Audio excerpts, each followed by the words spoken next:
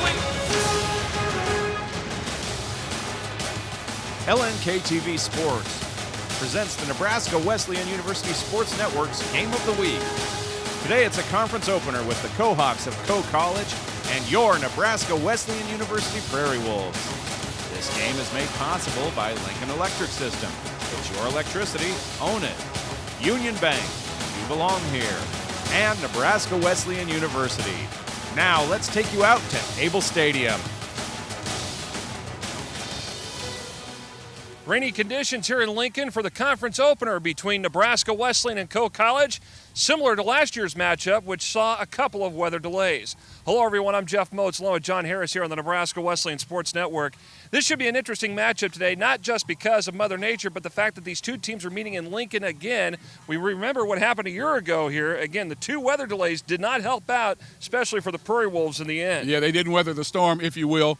And today in this game, Coe College comes in again, expecting to come here and get another victory, but Wesleyan, coming off a huge offensive explosion last week, has to weather the storm, if you will. Well, that offensive performance was, of course, courtesy of Jonathan Curdy. Had 461 yards of offense and passing, 32 of 65 passing for one interception. That loss against Illinois Wesleyan. Yeah, the challenge, that's the good news. The bad news is that there was not the balanced attack that Wesleyan must have to be able to win ball games. And so Curdy, his arm is tired. He's wore out. He'll be back out here throwing again. But we have to have a running game to offset that, Jeff. And he, of course, is the Iowa Intercollegiate Athletic Conference Player of the Week for that offensive performance against Illinois Wesleyan. One thing to look at, too, today is the return of Shaka Taylor. Yes, he will play at least one play today. You may recall against Concordia, Minnesota, a few weeks back, he suffered an elbow injury, went down after that first half, and did not return to the ball game. So Shaka Taylor going to be heavily wrapped up in that bandage on his elbow today. Let's see if he can go at least one play, maybe more. Well, I'll tell you, we need Shaka to be able to perform,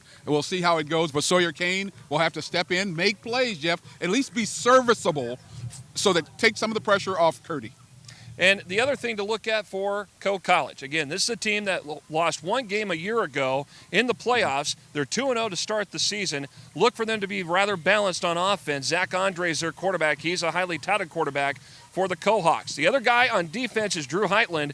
Very good rush in. He's a first-team All-Iowa Conference selection from a year ago. Well, relative to Andre, listen, again, a formidable passer, but listen, he can't pass the ball well if he's flat on his back. So Sorensen and company are going to have to get the pressure on him, throw him off his game, keep him off rhythm. About Heitland, listen, you got to go the other way. Listen, if you run at his direction, you're going to have problems. You got to get him off balance and have him thinking about what you're doing. Again, a balanced attack will do that.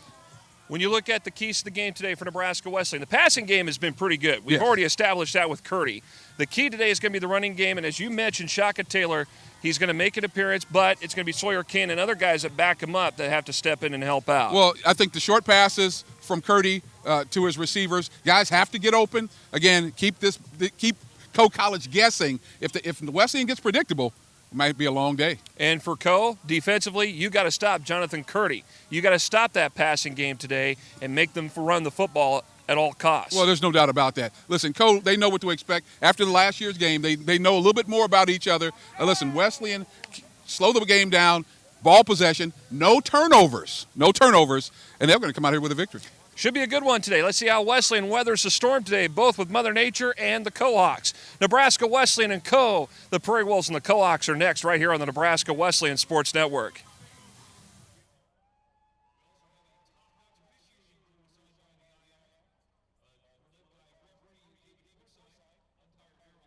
Life. Is your next car the one she'll drive to college one day?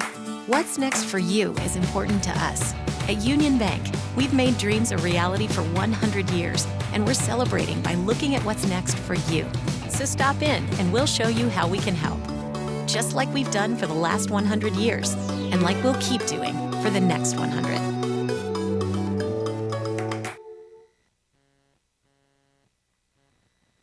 Hi, I'm Ryan with LES's Save Money, Saving Energy, and I wanted to share a hot tip about keeping warm in the wintertime. Instead of turning up your thermostat, turn on a portable space heater. After all, why heat your whole house when you only want the room you're in to be warm and toasty? Oh, that's too toasty. Don't touch that, Gracie. For more energy-saving tips like this, visit us at les.com or do a search for LES Video Vault on YouTube. We'll see you next time.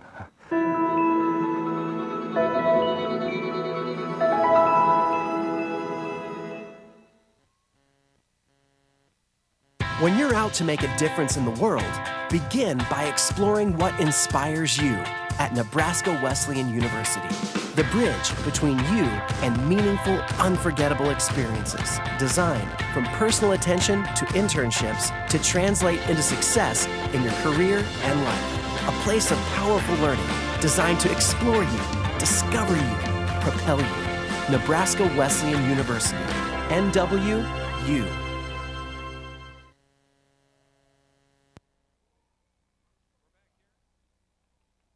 Able Stadium here on the Nebraska Wesleyan Sports Network and LNK TV. Along with John Harris, I'm Jeff Moats. Glad to have you here for this matchup this afternoon. As, believe it or not, for mid-September, some folks decided to bring out the long sleeves and the blankets because the cold front came through here earlier this morning. And, while we were here getting ready for our broadcast, doing our production meeting, we could feel the cold front moving through.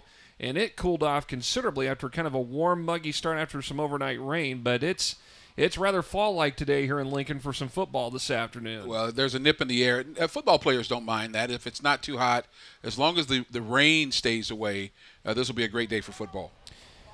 And we mentioned a year ago that we had 2 weather delays in this matchup last year about this time of the year. And let's hope that's the case. That's not the case, rather. We can get this game in one piece. The lights are on here at Able Stadium. Overcast conditions at the moment. No rain, at least in the immediate Lincoln metro area. But we'll get ready to square off here. And here we go. The opening kick is underway, end over end. And it's going to go all the way in the end zone, and it's going to be picked up. And knee taken by Derek Vanderlinden in the end zone for the touchback. Sounds like somebody has their microphone on. I thought sonar gear. Something going on there. Wow. And here we go. We get to see the player of the week in the Iowa Conference. That's Jonathan Curdy there, number 7. He'll go to work on offense. Yeah, the hope, Jeff, is that he doesn't have to throw 61 passes today. If that's 61 passes and a win, yeah, albeit, so be it. But hopefully we can get some semblance of a running game going to keep the Cohawks off balance.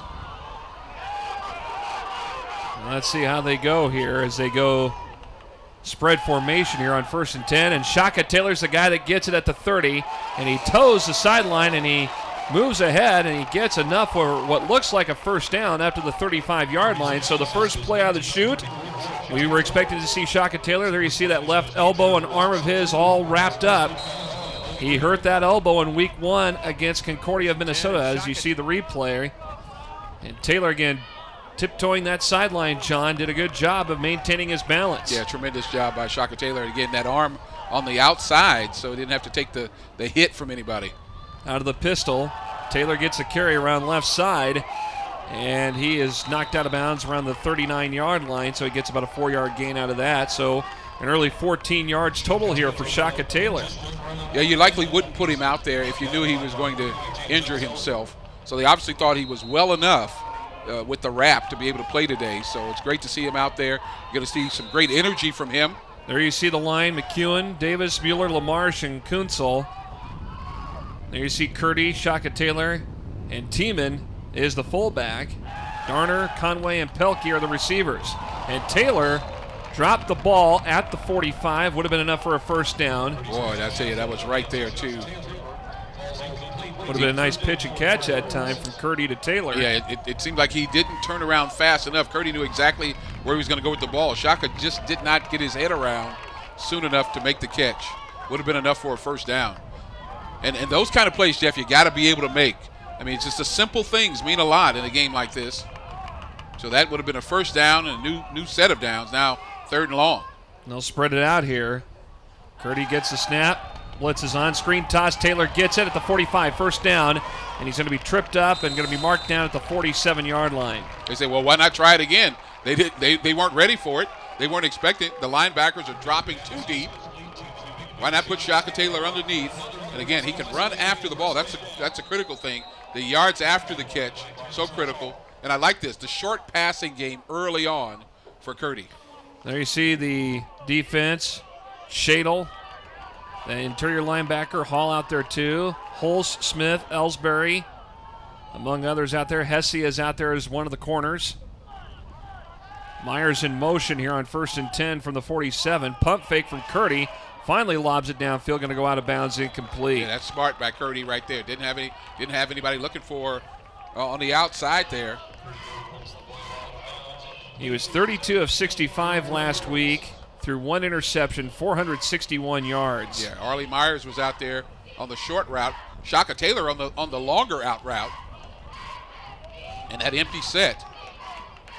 Now this time, I formation. They'll put Darner as one of the wideouts here on the left, on the bottom part of your screen.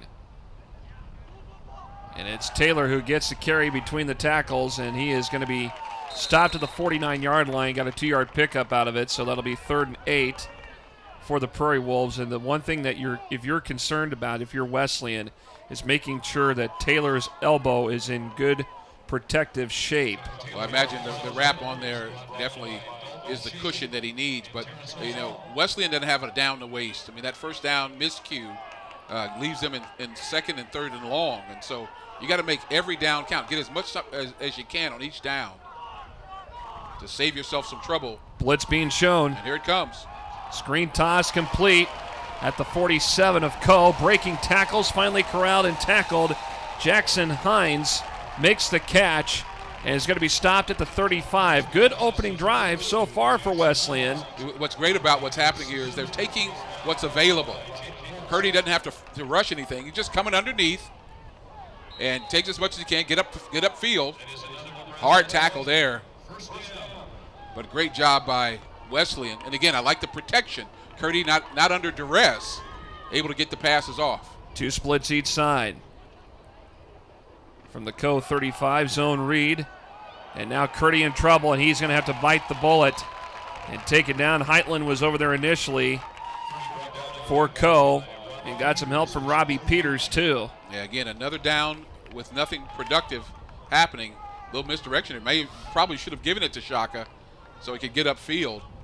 But Curdy, again, don't make the mistake and don't compound the issue by throwing the ball or putting the ball on the ground. Take the sack, and then let's go with 2nd down. 2nd and long here. Taylor cutting back in, tripped up on the play. Should have stayed outside. Jacob Ellsbury was there to trip him up at about the 33-yard line. Got a short gain of about 2 from the line of scrimmage. Sorry, Jeff. He's going to look at the tape, and he's going to see it.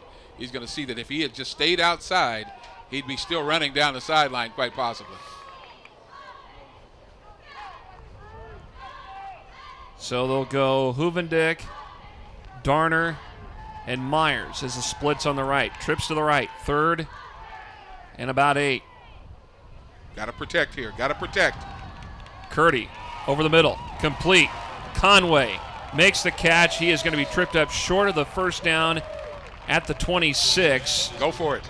Why not? Go for it. Shouldn't be any thought about it. Get a play in, and let's run it. So 4th and about a yard. Big play here for Wesleyan. They are going to go for it. This is what challenges me now. We should have something ready to go because now the defense is getting their breath. They're able to get their thoughts together. If you go quickly, a little bit more off balance. Pelkey ran the play in, so they're going to spread it out. 3 here on the left. Pistol formation here for Jonathan Curdy. Somebody's offside. Somebody offside. Here's a ball in the air that's going to go incomplete out of bounds. There was movement. A flag comes out.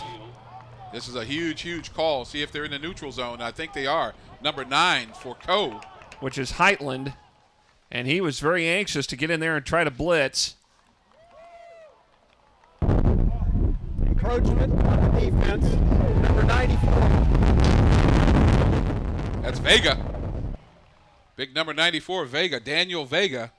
He's the junior right out of the hometown of Co in Cedar Rapids. So a first down here for the Prairie Wolves. They'll have it at the Co 21. Yeah, that's a great job. That's a great job right there. We want to mention, and we'll mention this again here on Co's first possession. Now what do we got here? The official's timeout. I want to reset the clock.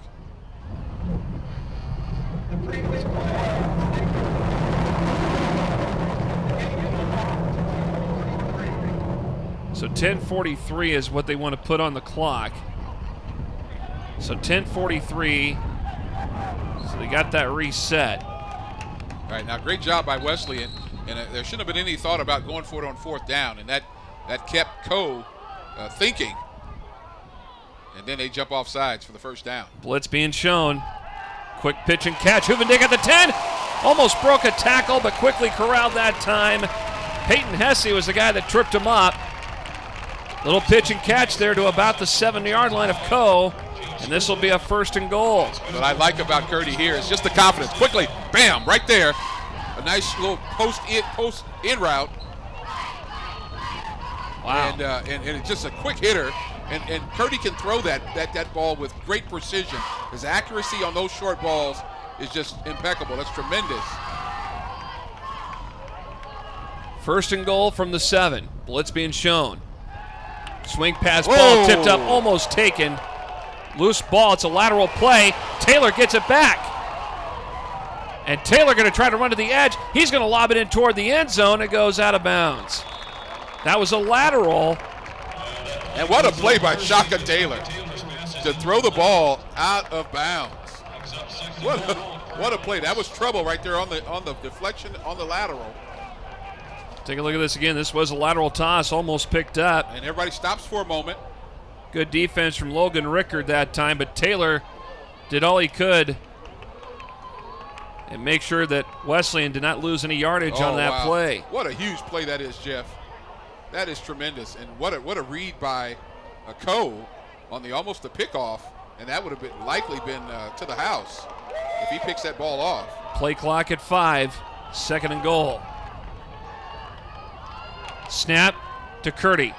Over the middle. Intended for Huvendijk, incomplete. Good coverage, though, from Hesse that time. Should have waited just a little bit longer, Jeff. Shaka Taylor running to the flag route. That's in and then toward the pylon.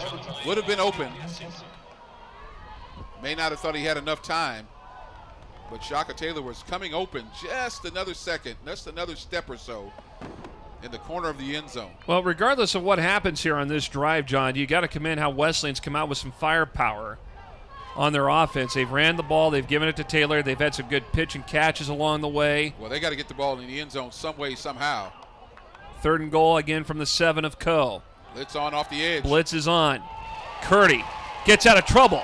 Looks in toward the end zone. Pelkey, touchdown. Boy, Nebraska Wesleyan. Got to get the ball in the end zone. No moral victories here. We got to get ahead of Coe, and they do it there. Great job by Curdy escaping the trouble. Thought it was a face mask there. Just grabbed him around the edge. Here it is. The Doug Flutie-esque. That's my Doug Flutie guy. And look at that. On the run. Bam. And you know what? Great job by the receiver. That was Pelkey. Not shutting down, but running himself open. Tremendous job by Wesleyan there. And Curdy playing with just great confidence. Hines' extra point is good, and now with 9:52 to go in this first quarter, Nebraska Wesleyan, they strike first over Coe. 7-0 our score.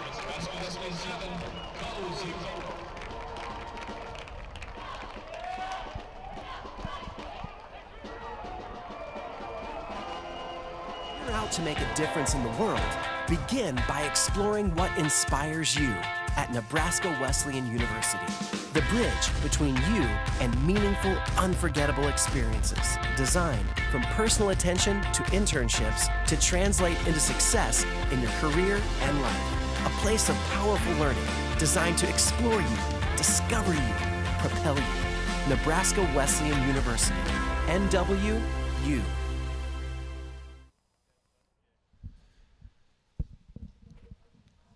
Well, some folks here at Able Stadium have been entertained so far to a great opening drive for Nebraska Wesleyan. Good offense that time. Tremendous drive. 85 or 75-yard drive capped. And Nebraska Wesleyan strikes first 7-0 over the Cohawks of Coe College. And that's what you have to do. You have to be able to get the ball in the end zone. They do it there. Tremendous job by Curdy. And Pelkey just keeps himself alive. from the 14. Working out toward the edge. Ran out of bounds, Mitch Stopko. Made the return for the short return, and now we get to see the Cohawks on offense. We mentioned during pregame, John, about Zach Andre being the starter. Well, he is not a part of the lineup today, so Quentin White will get the start at quarterback. And then the backup for Co will be Ridnour, who was labeled as number 9 on offense. There are 2 number 9s. Highland is on defense, Ridnour on offense. And just like that, at the point of attack on 1st and 10, the Prairie Wolves coming through that time with a big stop. Andrew Stolpe over there helping out Jacob Van Loo on the play. I just like the confidence right now by Nebraska Wesleyan. The offense scoring there keeps the defense on the sideline. They should be nice and fresh. Here's White. Man open. Got somebody downfield, and it goes incomplete right off the jersey of the intended receiver, Wyatt Will. Hit him right in the chest, Jeff. Wyatt Willie, actually, is a guy that was the intended target, and good coverage downfield. Yeah, the ball hit him right in the chest. He was open there for a moment. As the ball hung up, the receiver, the Wesleyan defender, got back and was able to help break up the play. Huvendick was the guy on coverage there for the Prairie Wolves, 3rd and 9. Need to get off the field here. Pressure's on. Co, complete. Reception made, and no gain for Drawley. Tyler Drawley, the running back, went out as a receiver, and a 3 and out.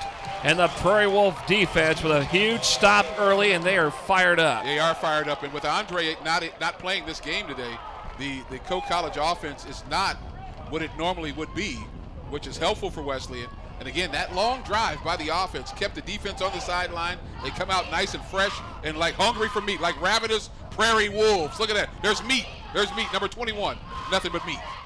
Eli Bricker was the guy in that stop that time. Here it is, punt formation for Co-College. Got to make a nice catch here. There you go. Pick it up. Takes it at the 20-yard line on the return. Brant Barth.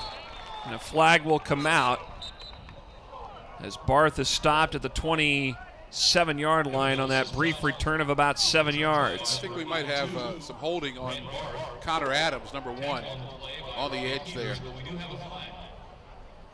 As we have Laundry. Let's get the official word.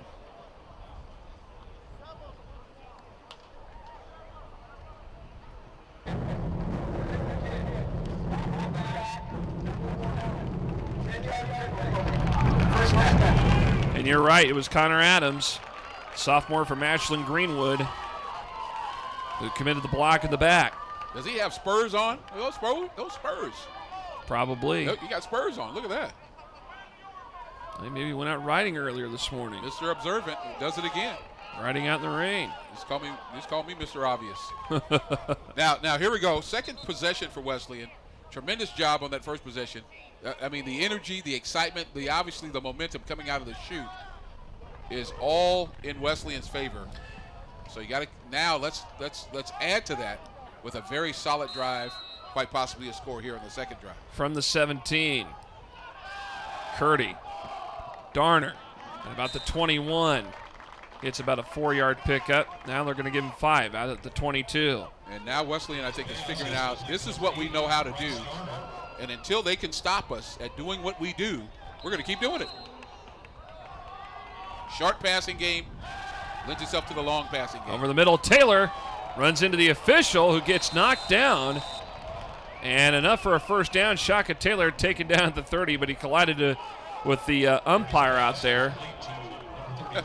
Looks like he's okay. He's all right. He's a gamer. He's a gamer.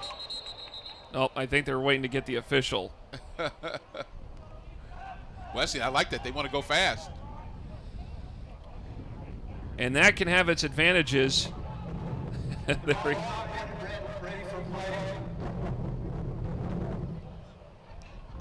had some challenges with the windy mic there on the head linesman. Yep.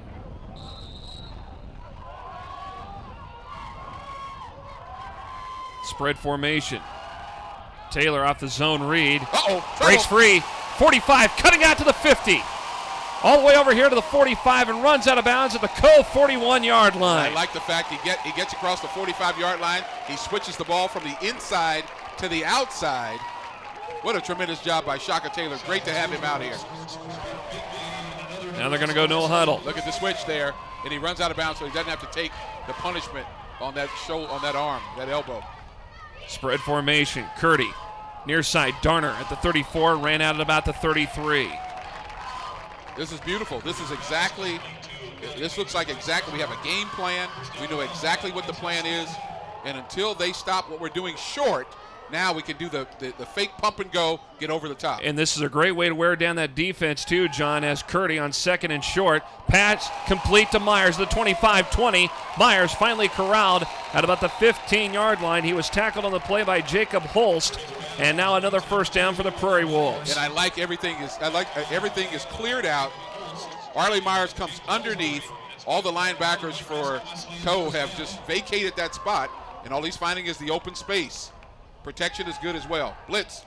Over the middle, and it's into the end zone. Touchdown, Nebraska Wesleyan. Reception made by Skurjanik. James Skurjanik out of Sterling, Colorado with the catch. And the Prairie Wolves lead at 13-0 with the point after coming up. And they're doing it in short order too, Jeff. I mean, they went the distance of this field very quickly. And this is what we've been waiting for. And Curdy has shown himself to be a man of great confidence and accuracy. Great job of offensive play calling and, of course, execution. Hines with the point after. Kick is up, and it is good. 7:28 first quarter, the Prairie Wolves. 2 quick strikes over undefeated Coe. 14-0 Prairie Wolves.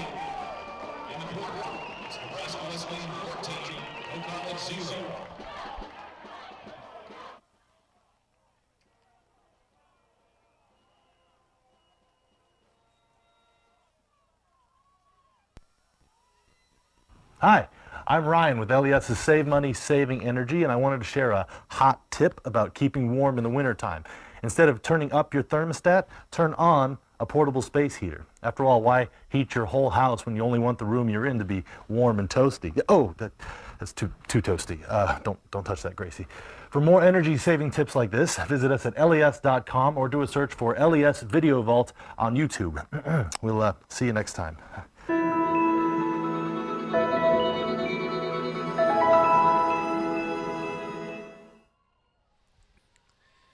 Well, a couple of quick drives here for Nebraska Wesleyan. They're up 14-0 on Coe College. Jeff Moats, John Harris, and the rest of our Nebraska Wesleyan Sports Network crew on LNK TV Sports. It's great to see this offensive explosion, and I think Curdy has found his rhythm. They found out exactly what he is capable of. Short passing game, finding the open space. And the kickoff going to be picked up at about the 8 on the return. Hesse going to be stopped just across the 30 at about the 31-yard line. Looks like he got a little bit more than he probably should have, but it should have been stopped closer to the 25, but he just continues to struggle forward and get as much as he could north and south. And so now Wesleyan, again, great opportunity here. The offense has kept the defense on the sideline. Sometimes, Jeff, it's just the opposite. Defense is spending all their time on the field, offense not moving. So they should be nice and fresh and hungry. The question today for Coe, how can they adjust without Andre? And a man in motion, they fake the sweep. And the handoff given up to Drawley that time, and Drawley gets about a 1-yard pickup to the 32. Yeah, it'll be a lot more difficult for them without their main man back there. Well, let's look at the Wesleyan defense. You look at how they fared against Illinois Wesleyan a week ago. It obviously didn't go the way they wanted it to. They lost 42-21, but the offense helped out, provided some spark the way Curdy played last week as White completes a catch on the pass play that time. Reception made by Stopko, enough for a first down at the 42. But the defense last week, yeah, they gave up 42 points, but they saw how the offense was clicking last week, even though they got beat. Now they see it how it's working today. That's just providing more fuel for this defense to really step it up. Yeah, now Coe is going to step up the rhythm and motion. Yep, false start. Number 19. False start, Wyatt Willie. And he's going to step off the sideline there, get his concentration level back. Good, something like this microphone. Still second.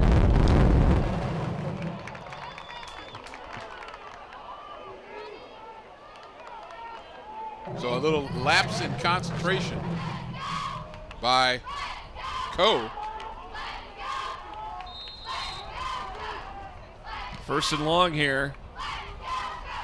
We'll spread it out.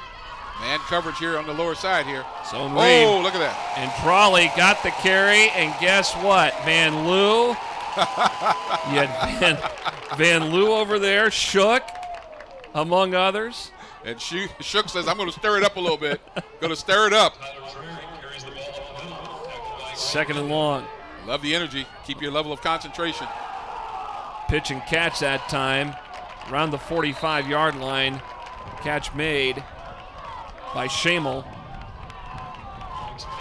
Both quarterbacks looking to find things underneath. But again, those underneath throws are just setups for getting it over the top. Big of course, third. you take whatever you can get. Big 3rd and 6 right here. Got to get some pressure on this young man playing quarterback for Andre. White in the pocket. And the pass goes incomplete. His intended receiver was Demetrius Harper, who was out on the far side, but good coverage downfield. Adam Granville had coverage that time for Wesleyan. Yeah, he was open, Jeff. Had to put a little bit more air under it. But Harper just outside of his reach. And a great stop by Wesleyan there. Now, get the ball back. Get this ball moving down the field once again. Have to secure the catch. That's always important here on the punt. Secure the catch. If it's not available, let it go. But don't give them the opportunity for a turnover. Here's Evan Ellis with the punt. Brent Barth back to return at the 10. Barth to the 15, to the 20. Cuts out 25, working his way to the edge, still on his feet, but hit hard from behind, just across the 30 at the 31. Everything clicking on all cylinders here for Wesleyan. But again, secure the catch, get upfield, use your blocking. Tremendous job there. Now Wesleyan not under the shadow of their own goal line now, out past the 31 with an opportunity to get another score on this board here in the first quarter. Still in the first quarter, folks. Had drives of 75 yards and 83 yards. Now they're working from their own 31. Spread formation here for Curdy.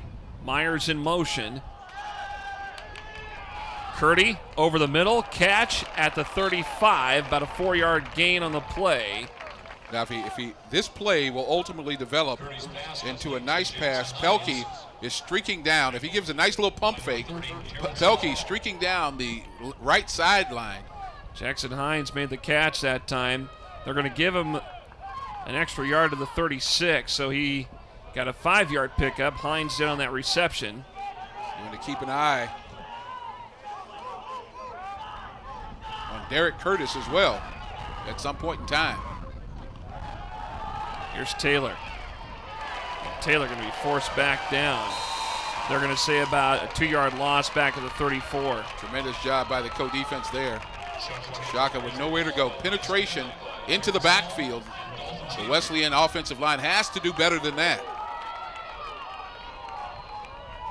Third. That leaves a long third down. Under 4.5 to go. Again, as you see on your screen, 14-0 Wesleyan over Co. So the plan here is to get those receivers to clear out so that someone can come underneath, whether it's Shaka Taylor or the receiver out of the backfield. Got to protect. Man off the edge here.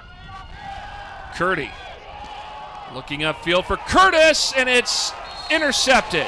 No, it hit the ground, It hit the ground. No, okay.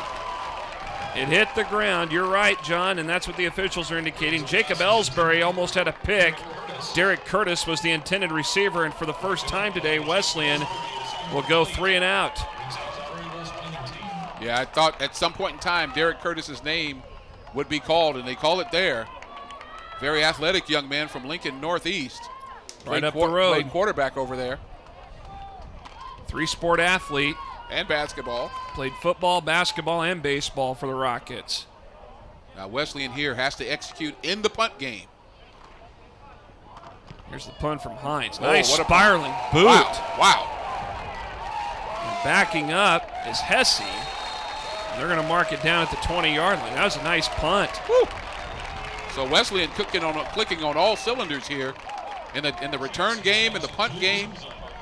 And so often it's one play that changes everything. So right now everything's going well, and you want to keep it that way. Don't lose your concentration. Don't let the guy get behind you. Make the tackle. All the fundamental basic things that win football games. And keep your composure, particularly in a game like this.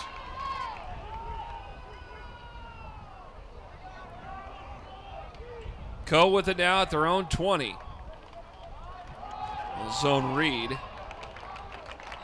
And Drawley gets the carry, takes it up about 6 yards to the 26. Yeah, too much on the basic dive play there.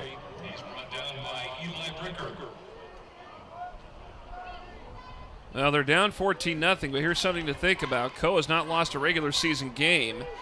Since November 7th of 2015, they lost to then number 24 Dubuque and Cedar Rapids 37-21.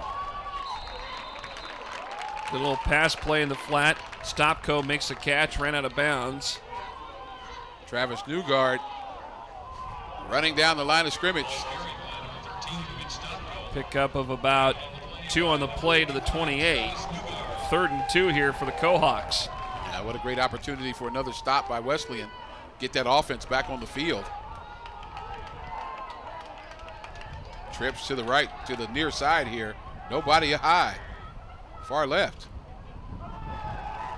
Got to make a tackle. Pass in the flat. Huvendick makes the tackle after the catch was made by Stopco. And that's going to bring up 4th down. How about this defense? Yeah, and how about that play call? I mean, that's not the kind of play call I'm thinking was going to get you a first down. Throwing a horizontal pass to the receiver behind the line of scrimmage. You got to get the right blocks. It has to be set up. Great job of penetration by Wesleyan. 2 Wesleyan defenders there. Granville was over there too, John, and yeah, read it right, and that's called film study and understanding formations. Now, once again, got to catch the punt, secure it off the side of the foot. Picked up at the 38, fair catch signal by Brant Barth. That's what people have to understand. That football is a game of offense, defense, and special teams. And so at every level, everyone has to be executing at a high level, concentration, and so forth, to be able to make sure that, because the game turns so quickly. We've seen it so many times. So from the 39, here comes Wesleyan again on their 4th drive of the game. And we only got 2:12 left in this first quarter. Let's see.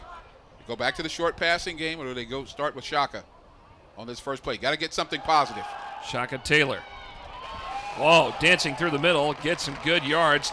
Takes it all the way to the 48-yard line. Well, what a welcome sight he is, Jeff. We saw in that first game, looked like, boy, something serious had happened to that arm, that elbow, that wrist, whatever it was. 9-yard pickup for Shaka Taylor out of Lutheran High Northeast up in Norfolk. Nice footwork by Shaka. Not only speed, but power. A work out of the pistol. Play action. You're right. And the pass goes incomplete. Caleb Conway, the receiver that time, tight end. Yeah, see, people, you got to understand, fans, one thing is always a setup for the next thing. And so you don't just run one play just for the sake of running that play. You run that play to set up the next play. And so with Shaka Taylor running through the middle like that, you can see if they bite on it again with a fake into his belly, you can throw it over the top. Obviously, the receiver didn't catch it there. 3rd and about a yard. Somebody underneath. Myers in motion. Pump fake by Curdy. Got someone down here. That's Darner. Ball knocked away. Incomplete. Good coverage by Kentrell Smith. And that'll bring up 4th down. And here comes the punting unit. Boy, had something there. Again, the escapability by Curdy. Thought he had him, and he did for a moment. Ball kind of hung up there, gave the defender from Coe College an opportunity to get back.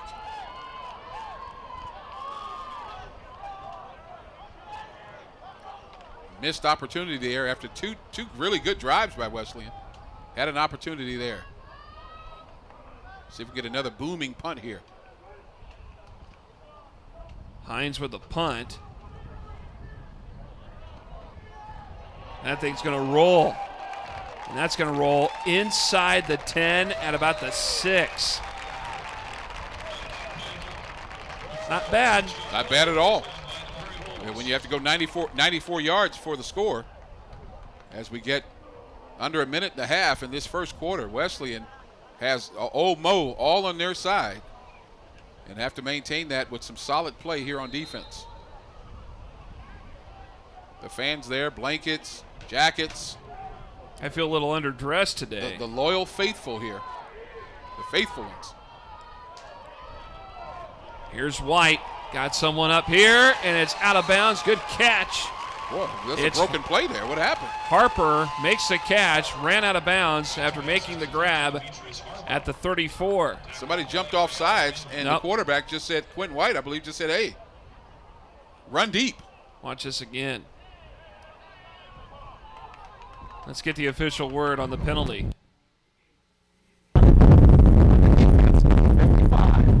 Pointing the wrong way. So, it's supposed to be an offside against Tyler Sorensen of Nebraska Wesleyan. Exactly. So he pointed the wrong way. He meant to point to Nebraska Wesleyan.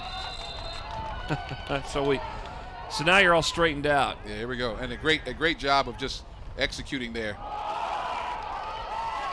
And Drawley that time with the carry, past the 35 up to the 41. Now Coe College getting a little bit of the vinegar there, a little bit of the juice. Now they're starting to kind of get some of that momentum back. Now as they go no huddle, they'll try to match up man coverage.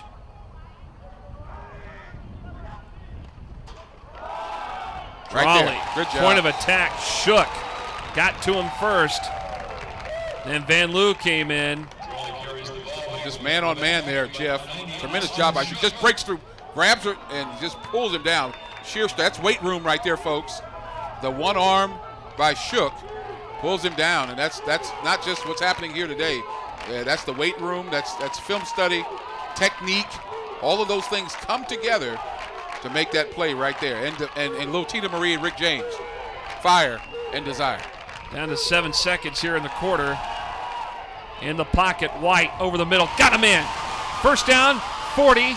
Down inside the 35, reception made by Mitch Stopko. And time has run out in this first quarter here at Able Stadium. But Nebraska Wesleyan comes out to make a statement early in this ball game, and the Prairie Wolves lead it 14-0 over the Cohawks of Coe College. Come back for the second quarter after you see this.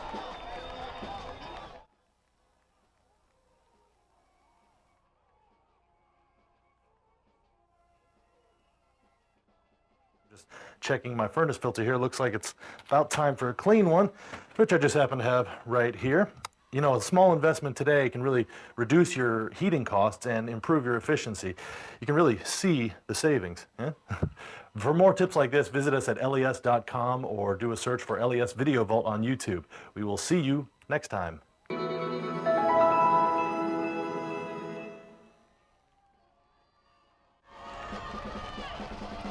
They're dancing in the stands, Jeff. Plenty to celebrate here so far if you're Nebraska Wesleyan. You're up 14-0 over the Cohawks of Coe College. Dancing in the stands. And, of course, Coe has been a longtime powerhouse in Division III football and, of course, in the Iowa Conference. Well, they have some famed alums that we'll bring out. My crack staff has been hard at work. And if I remember right, you told everybody a year ago what a Cohawk was. Well, I will do that again if you want.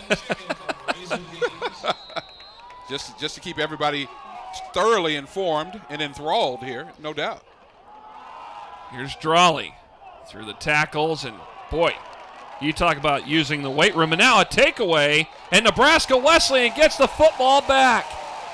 The Prairie Wolves managed to get the football back. Coming up with the football happened to be Travis Newgard. And the Prairie Wolves are back in business, and the defense comes through. Watch this again.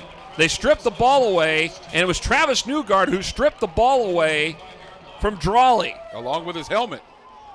And the frustration, just when you thought Coe started to drum up some momentum, Nebraska Wesleyan responds. Good job there by Newgard on making a big play. Newgard out of Omaha, the transfer from Concordia University. Shaka Taylor kind of dancing around there trying to get some yards, and he gets up to about the 26-yard line. That's about a 1-yard pickup. Well, Jeff, just as you mentioned, what is a Cohawk? There was a contest that they held many years ago to come up with a name for their school or for their mascot. And the actual first name that they came up with was the Cosmos, the Co-Cosmos. And after a while, they came up with the Hawk, and Iowa is the Hawkeye State. And before you know it, CO and Co became KO, and they became the Cohawks. 2nd and 9 here. Curdy runs into a blocker, and that didn't help matters that time. He ran into the back of Jacob LaMarche, and that allowed Co to capitalize and take down Curdy, who will take the loss of yards. Yeah, they have to get some pressure. We mentioned that in the open, Jeff. Whichever team is able to get pressure on the quarterback disrupts his timing, disrupts the rhythm, disrupts the patterns, and disrupt the play. So they do that time to Curdy. So Cohawk means like the hawk. I don't know if that's a hawk sound. I don't know. That's not a hawk sound. I'm not good with sound effects. Okay, I can do that. I got a grandson now, so. Second, make it 3rd and long. Penalty flag coming out. This may be a procedure penalty against.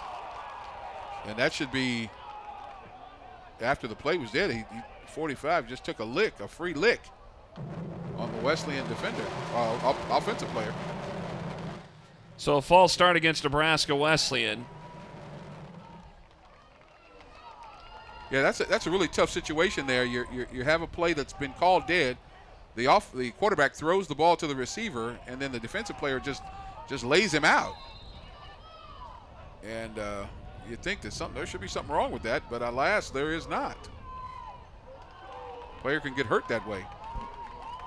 So this is 3rd and 19. This is a huge play for Co, along with Wesleyan, deep in their territory after the takeaway. Curdy out of the pistol. Be safe here. Throws the ball over here. And Skurjanek could not make the catch. Good coverage in that secondary there from Peyton Hesse. And that'll bring up 4th down for the Prairie Wolves. Yeah, it's a very dangerous play there. You're throwing the ball to the sideline. You want to make sure you put it in a position where only your receiver can catch it. The Wesleyan, they're giving the Nebraska score 14-10, Northern Illinois. So the Huskies are leading the Huskers in the 4th quarter. Shocker for some people. And now a big opportunity here. Hines with the boot. Whoa, look at what that. What a booming kick that is. He's going to let it go. And that's going to take a bounce around the 22, and it's going to be marked down by Mommer at the 24th Co. Wow. That was with the wind. He put the foot into that one, and that's a big field changer there. Flips the field for Wesleyan almost. Wow. And again, execution on special teams. Yeah. Now, we have not seen Tino Green today carry the ball for Co. He's 2nd in the conference in rushing with 205 yards. He's got a Iowa Conference League leading 3 touchdowns. He's averaging almost 10 yards a carry. Here's a pass downfield. Good coverage. And a flag going to be thrown. Oh, you got to be kidding me. And they're going to say pass interference on Granville. Oh, he's right there with him. Complete coverage on the play by Adam Granville. Oh, but we do have a yellow blooper rag on the field. Let's see that. Oh, he's right there. He's right there. Unless he's grabbing his arm on the inside. Let's find out what the word is here from the referee. If we can hear him. Pass interference on the defense, number 4. Oh, that's terrible. 15-yard penalty, automatic first down. Yeah, I mean, if he's face guarding, if he doesn't get his head around, that's one thing. But it looked like Granville was turned around and he had position to try to take that ball right there. It looked like he was in position to knock the ball away or try to pick off the pass. not good there on the call, I don't believe. The only thing that happens sometimes is the defensive player will be holding on the inside there. Don't think that was the case there. High snap. Drawley fighting for yards, and he's going to probably get about 2, and that's it to the 41. But as I mentioned, they have not had Tino Green carry the ball yet in this game.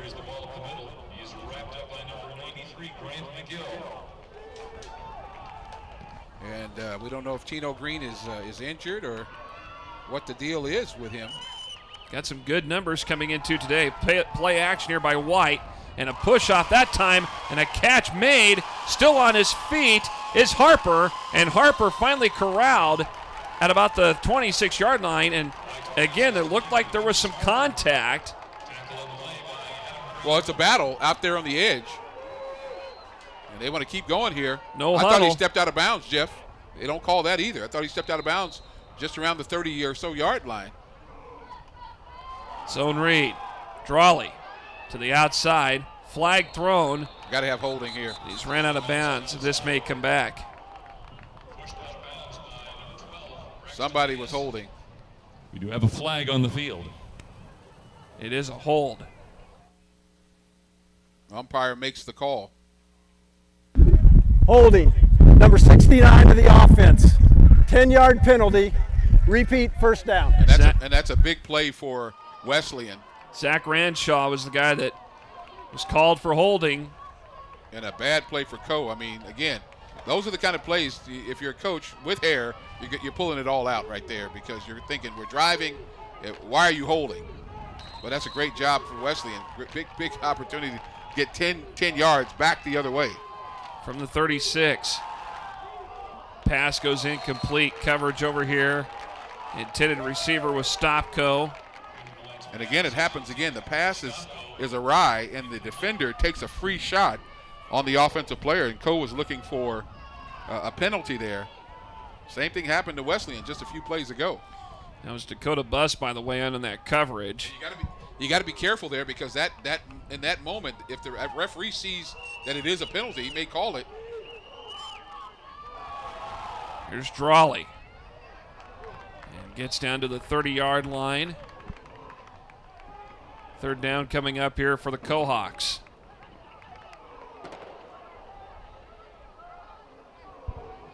Game has gone back and forth. Wesleyan, two quick scores in that first quarter rather. The vaunted Cohawk offense has had some movement, but Jeff hasn't gotten in the end zone just yet. A takeaway on the last possession by Nebraska Wesleyan. Need another one here. We'll spread it out.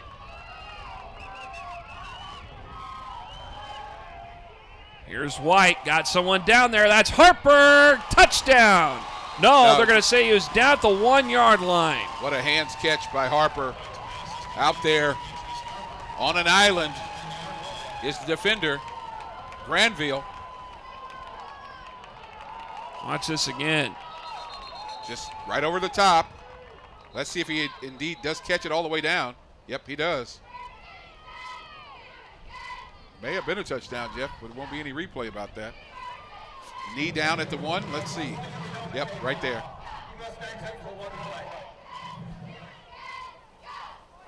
Somebody's helmet must have come off. So 1st and goal from the 1. Got a bow up right there in the interior. And it's Drawley who clears the plane and takes it in for the touchdown. Gonna get a little chippy here. Drawley didn't like getting taken to the ground after the touchdown. So Coe finally responds with a 1-yard run from Drawley, the point after coming up. He's gonna be taken to the ground and not like it. think that was Newgard that made the tackle after he crossed the plane. So Coe College finally responds with getting into the end zone. Extra point is good. Tristan Connell boots it through. 10:57 left here in the first half. Coe finally strikes back, but the Prairie will still have that 14-7 advantage.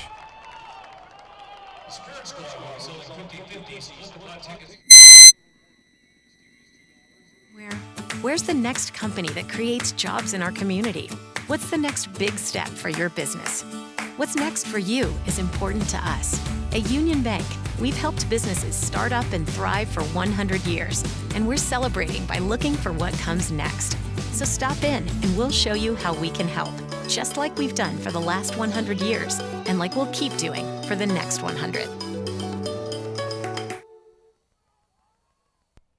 You're watching Prairie Wolves football on LNK TV Sports and the Nebraska Wesleyan University Sports Network.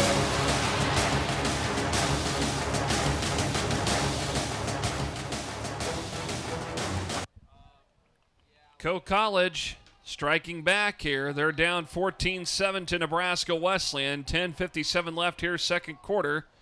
Jeff Moats, John Harris, and the rest of our Nebraska Wesleyan Sports Network crew with you from Able Stadium. And here is the ensuing kick, and Van Loo's going to pick it up at the 18. Past the 25, past the 30, going to be corralled short of the 35-yard line. Yeah, nice return there up to the 35-yard line. Puts Wesleyan in a great position. The short pooch catch, and I like what he did. He didn't wait for it to bound, hit the ground. He came and got it, and got as much as he could north and south. And so that's wise play by the Wesleyan offensive player, Van Loo. I want to make a correction. That was Garris Carr. Okay, well, remember, there are a lot of players on this team. They've doubled up numbers, so yeah, so that was Garris Carr. So we want to give Carr credit for being smart there. Here's a pass, almost intercepted, but it was overthrown incomplete. Curdy was looking for Pelkey, and Pelkey said that there was some contact. Well, there also he was by throwing Peyton to a Hesse. spot, throwing to a spot there, and the receiver had moved past the defender. Now that would have been a pickoff and an easy walk into the end zone for Coe. Boy, there was a miscue there. So Wesleyan has to get back on track here after two very, very good drives and two scores. 2nd and 10. Taylor. Around left side. Ball on the ground. Fumble on the play. Coe says they got it back. Let's see if he's down there with the ball. Yep. And Coe has it back. Big number 94. Oh, is that 30? 30 with the ball for Coe. Terrence Hall came up with it. A lot of guys from Cedar Rapids here. And now Shaka Taylor coming back. Let's see it here, Jeff. Watch this again. They might have gone after that left arm. Yeah, I think you may have been right. And now the turn of events after a quick score by Coe. Wesleyan coughs it up, and we talked about turnovers in the open. Can't have them.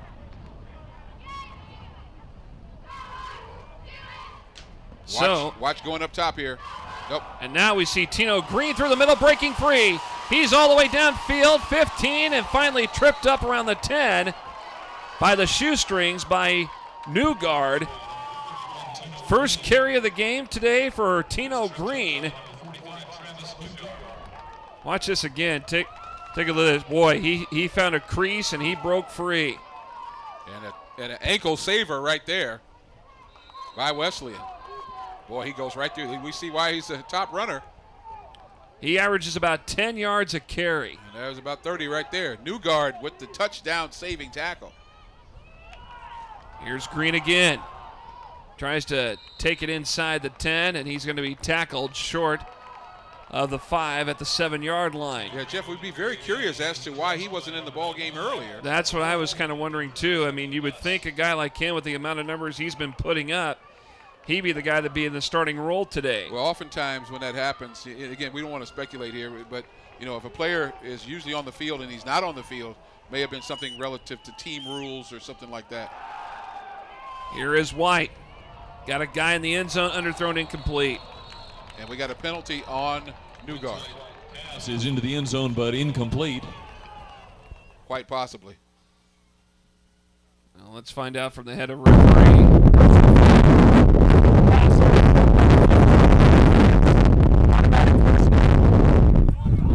So half the distance of the goal to be an automatic first down and roughing the passer. You're right, Newgard committing the penalty.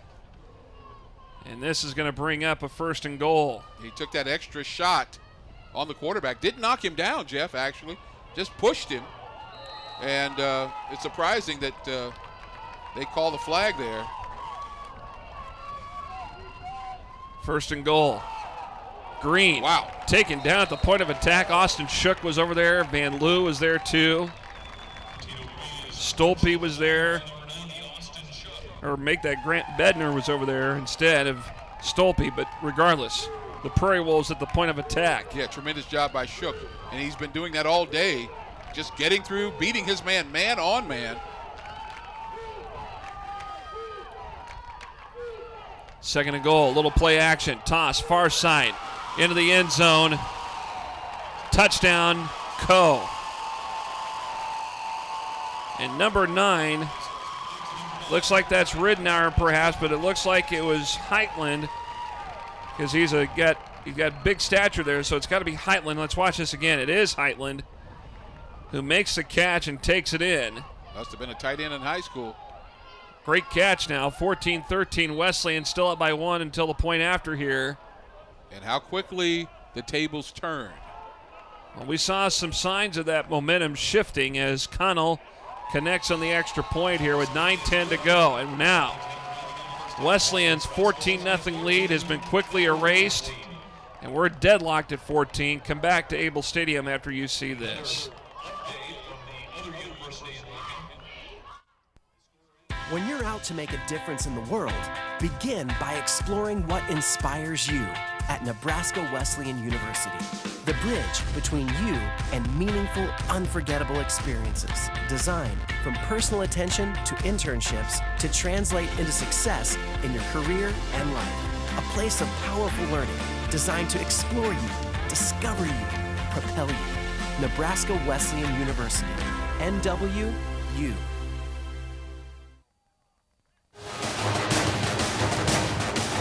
You're watching Prairie Wolves football on LNK TV Sports and the Nebraska Wesleyan University Sports Network.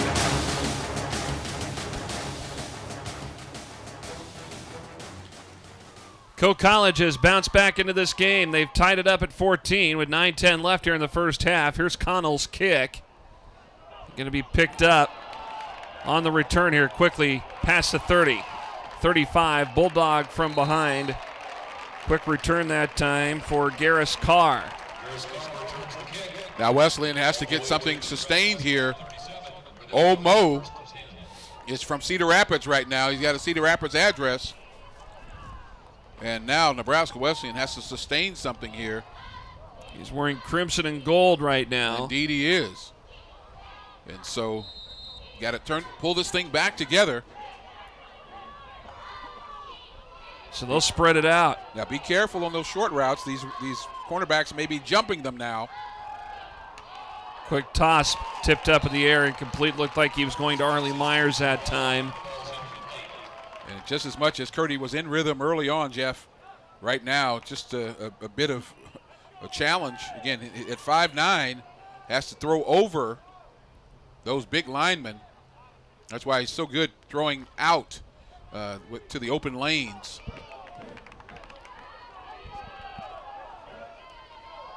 So they'll go out of the I formation. Taylor back in, around right side, got the first down, still on his feet, and finally knocked out of bounds. A little high stepping from Shaka Taylor. Down to the 42 of Coe. So valuable in this ball game. Thank goodness he's out there. Well, the way he came out of there that last series where he fumbled the football, we thought maybe that his left elbow was a factor. Look at this. Again, vision, get to the outside, footwork. Not big strides by any stretch of the imagination, but effective and a big first down. Out of the pistol. Curdy, screen toss. Taylor cutting out. First down. And quickly corralled at about the 25. Yeah, love the movement on the linebacker. And again, the quick hitter. Wesleyan has found something in that co-defense, or actually found nothing, and that means nobody's there. Look at that. Whoop, look at that. 17-yard pickup for Shaka Taylor. Broke some ankles around the 30-yard line. Look at it. Whoop, there he goes. 44 still looking for him. So from the 25 of Co, 1st and 10. Curdy gets a snap. And he's going to be taken down for a loss. Great job by Heitland. After the touchdown catch, he's now on the defensive end. And again, we said stay away from him. He's jacked up. But he should be. He comes into the backfield. He beats his man off the edge and gets a big sack after a couple of huge plays for Nebraska Wesleyan. And that's the kind of guy you got to have on your team, Jeff. A guy, when all else is neutral, who'll rise above, and that's the kind of guy Heitland is. Somebody needs to make a play. He don't look for somebody else. He says, it's number 9. Number 9 will do it. And he does it there. 7.5 to go here in this first half. 2nd and long. He goes out a little wide. Keep an eye on Heitland on this one. Over the middle. Arlie Myers' intended target. Didn't think about catching the ball. He was thinking about going downfield. And he takes a shot. Now, sometimes they might call that if the ball was just in a position not to be caught. They'll call that a personal foul. They don't do that there. And we've had 3 hits like that in this game. So maybe at some point in time, the referees might say, no, you didn't need to do that. 3rd and long. Big 3rd down. They'll spread it out. Now watch underneath again. Taylor in motion. There's Myers. Curdy in trouble. Throws the football. The ball taken away. Loose football. Coe's got it back. Wow. Let's see. Not yet. Not yet. Not yet. Yes, now. Wow. Number 7, that's Robbie Peters from Mount Vernon, Iowa. 2nd turnover. And Jeff, we talked about it at the open. Turnovers are the killer. The only place you want turnovers is in a bakery. Not here on the football field. Not here. And great job by Coe on the defense, on the secondary. Nobody was open, and he had to recoil. And by the time he was ready to throw the ball, the defense had swarmed over on top of him. So that's great defense by them. And watch the up top here. Man coverage underneath. Here's Tino Green. And it looked like Van Leeuwen Newgard came over to make the stop on Green. Got a 1-yard gain to the 40. Well, when you have a team down, you have to stay on top. Stay on top of them. And it seems like Wesleyan has let the foot off the gas, or at best, the sleeping giant in Coe College has awakened. 2nd and 9 here for the Cohawks. Green in motion out of the backfield. White going to air it out. Coverage downfield, incomplete. Granville, again, with good coverage on Harper that time. Now, I don't know how that was quite unlike the foul, the personal foul, the hit pass interference. I mean, he's right there. He's using the sideline as the border.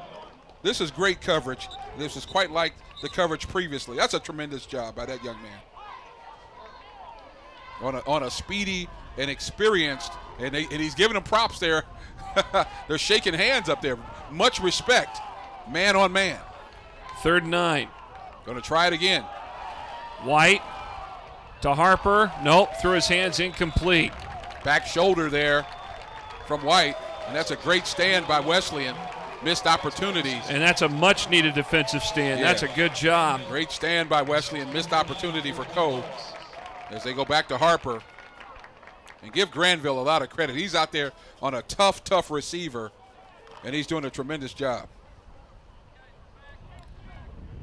So Ellis back to punt. Brant Barth at around the 25 for Wesleyan. May have had an offsides there for a moment. Got to stop it. Catch it. Barth at the 22 on the return. And a stutter step, broke a tackle, and he's going to be swung down and taken down. They're going to give him forward progress up to the 33. Just get as much as you can. Protect the ball as you are taken down by 3 or 4 Cohawks.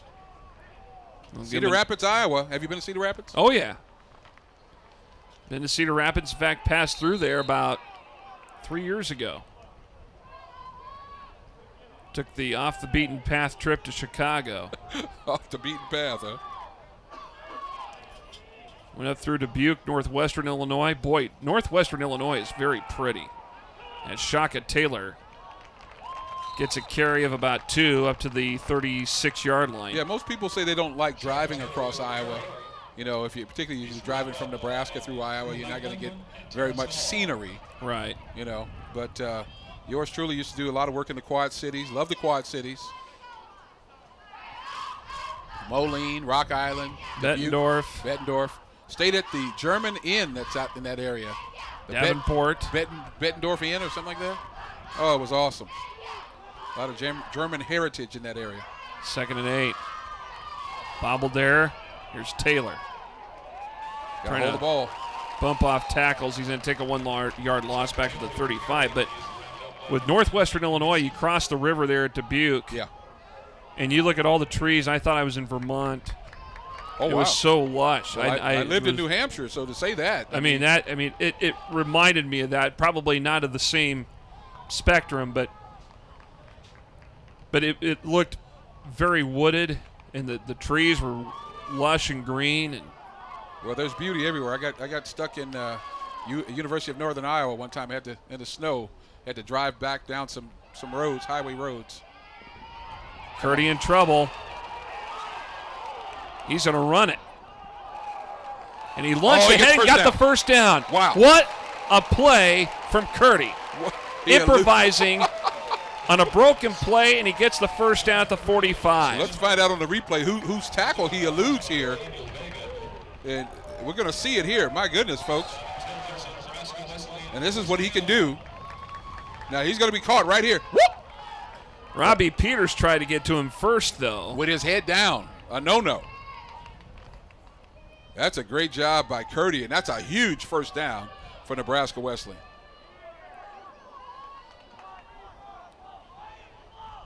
First and 10 from the 45. Play action. Curdy looking downfield. And now there's going to be interference. No, there's the flag. There it is. At first I did not see the flag come out. Well, he did throw it. And then the side judge did not throw the flag. It was the guy that was downfield. Now they're trying to see if the pass was catchable. It would have been catchable if you had been holding him.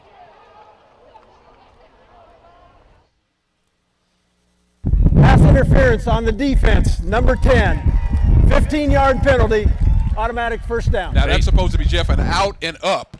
And so he pumps on the out, he takes the up, and the cornerback was beaten, and the only thing he could do was grab him. Peyton Hesse, the guy called for pass interference. He saved a touchdown because that's the only thing he could have done. Because James Skurjanik was the intended receiver. And now from the 40 of Co, they'll shift up the line a little bit.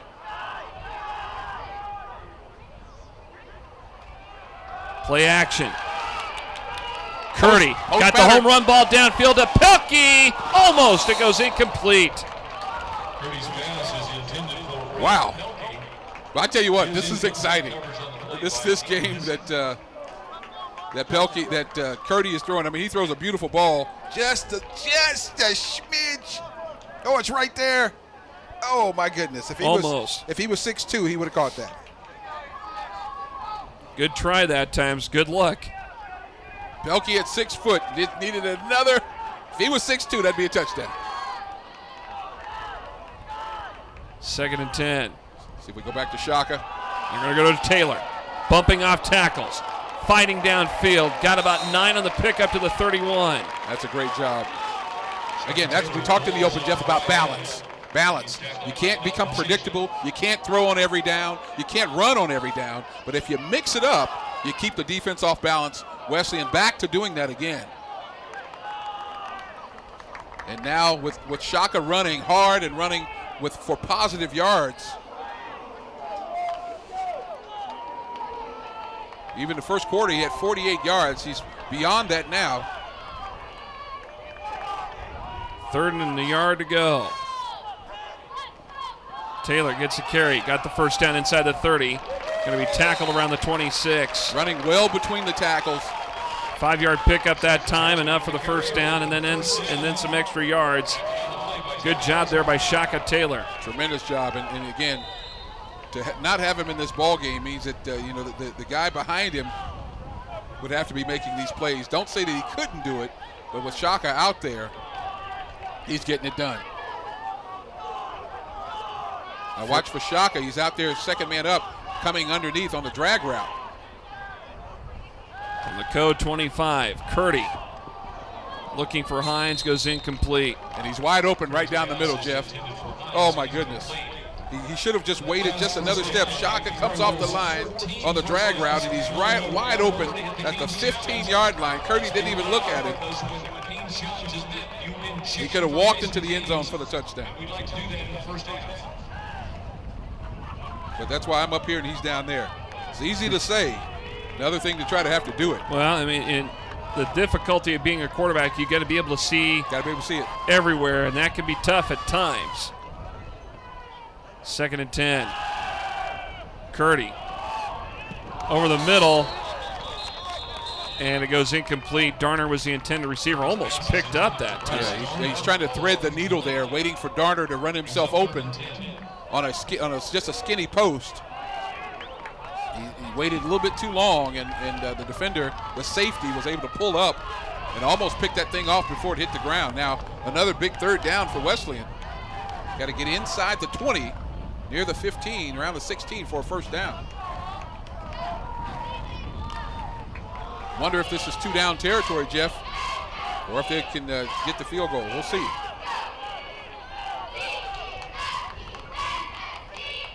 Blitz is on. They're going to air it out far side. Did they get in there? No, incomplete. Darner, the intended receiver, 4th down. Kentrell Smith. Actually, that's number 4. That's Marshall Nealon.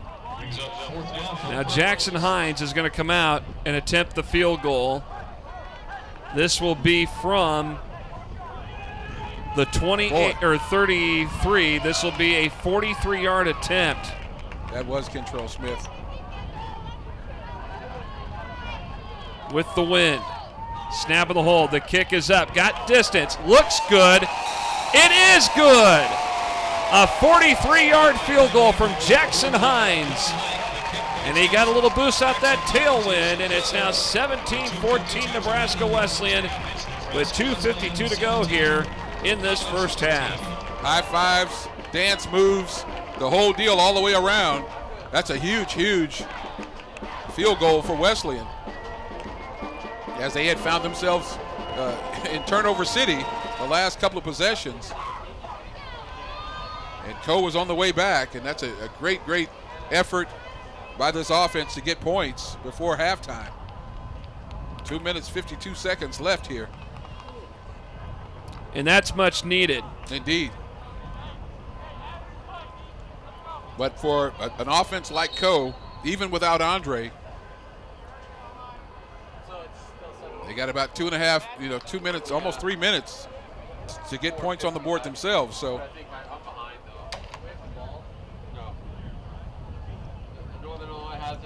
tremendous job.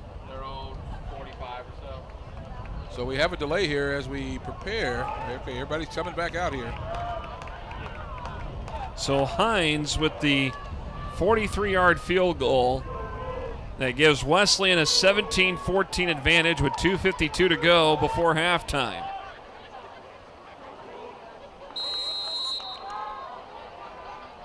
A 43-yard field goal. That's not easy. Got the wind behind him. No, that's not easy at all. Now I have to cover on this kickoff here. Even with the win. At the 5. Here is Hesse on the return. 20. Working out to the edge. He's going to be picked up and thrown out of bounds. Like maybe Jacob Garnis. A lot of guys over there. 37, 25, 50. Jacob Garnis, it looks like the guy that threw him out of bounds.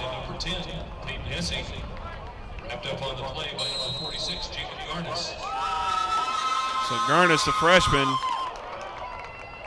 getting some time, valuable time on kick coverage. It's not the most glamorous job covering kicks or even returning kicks. Garnis, the freshman out of Julesburg, Colorado, out of Sedgwick County High School. We'll take it.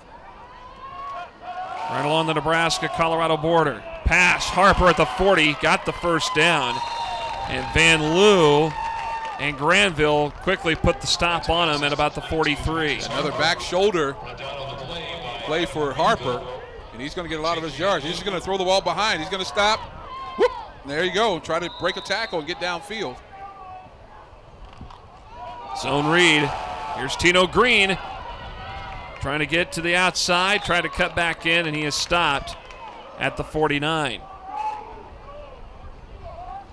6'1" and a sophomore, still learning how to run here. You know, he's not, didn't look like the smoothest running back. Here we go again. Harper, catch made, forced out of bounds by Granville, but they're going to say incomplete. He was out of bounds. Well, I'll tell you what, that matchup, Granville and Harper, Those Granville's guys out there on an island. Those guys have been going at each other all afternoon. Well, I thought he may have gotten 1 foot down, Jeff. And they're saying to Granville, listen, it's all you. Nobody, no help over the top. It's mano y mano. Here's White again. Third down. Here we go again. Pass out of bounds. Incomplete. Same situation. Granville with coverage. That'll bring up fourth down. That's a big stop. Now, people think mano y mano means man to man. It means actually hand to hand.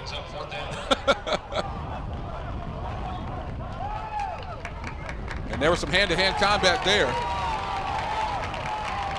And again, the Wesleyan defense Tremendous. has done a good job today. Just over 2 minutes left here before halftime. A lot of positives from this first half. Is that 3 plays in a row to Harper? Oh, well, there was 1 to Green. Green, then 2 to Harper. Now make the catch. Oh, Almost blocked. Be careful here. Fair catch by Barth, signaled. And they're going to mark it at the 26, it looks like. But 2 minutes and 2 seconds to go here before halftime. Yeah, knuckleball, you have to be so careful as you're running up trying to catch it. I know last year I saw in a warm-up session the receivers on the other team just not catching the ball smoothly.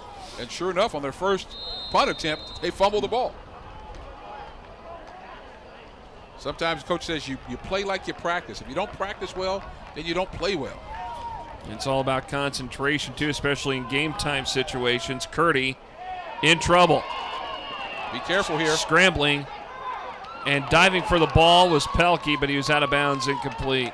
Yeah, I like Curdy there, going to the outside, throwing it to the place where only his receiver can catch it. Those are the times, where you can be most dangerous. But you don't want to turn the ball over trying to make a play.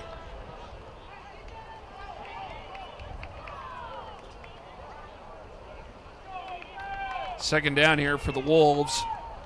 Take your time. Now the clock stopped there, Jeff, on the incomplete pass. Want to try if you're not, if you can get in field goal range or make a long score, but you want to not leave Coe enough time to do anything with it. Blitz being shown. Taylor.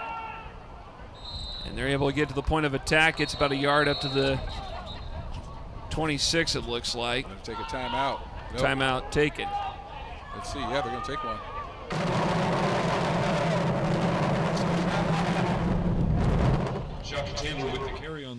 So timeout on the field, a minute 50 to go here before halftime. 17-14 Prairie Wolves on top of the Cohawks.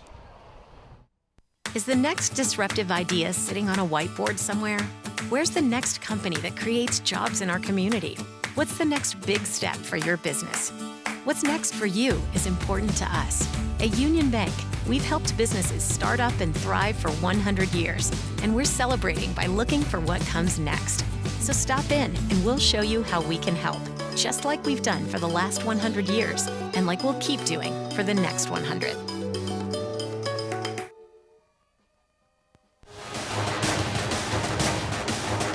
You're watching Prairie Wolves football on LNK TV Sports and the Nebraska Wesleyan University Sports Network.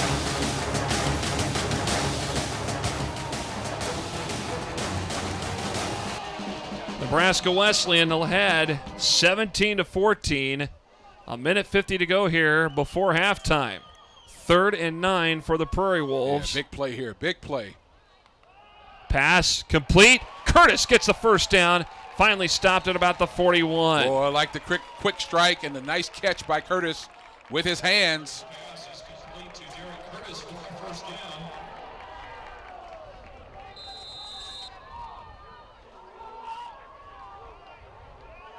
Wesleyan going to hurry up here. Got to be careful, got to be careful. Pass near side to Pelkey, who makes, no, they're going to say incomplete. He was out of bounds. Oh, my goodness. I thought he had 1 foot down. Must have been on the line. Wow, that was close. Let's see if we can see if his foot is on the line. Great throw. Where is he? Where is he, Jeff? Oh, I think he had a foot down. Unless his toe was somehow on the white. 2 receivers each side. Here comes the pressure. Oh! And Curdy hit like a Mack truck by Robbie Peters. Boy. And again, there's only so much time you have back there. You have to have that clock going. You know, he and Drew Heitland combined for 29 tackles for a loss a year ago for Co. There's a reason why. They're among the best rush ends. And he lays a lick there off left edge. And timeout taken here with a minute 18 to go. 17-14 Prairie Wolves back after this. Is the next disruptive idea sitting on a whiteboard somewhere? Where's the next company that creates jobs in our community? What's the next big step for your business? What's next for you is important to us. At Union Bank, we've helped businesses start up and thrive for 100 years, and we're celebrating by looking for what comes next. So stop in and we'll show you how we can help, just like we've done for the last 100 years, and like we'll keep doing for the next 100.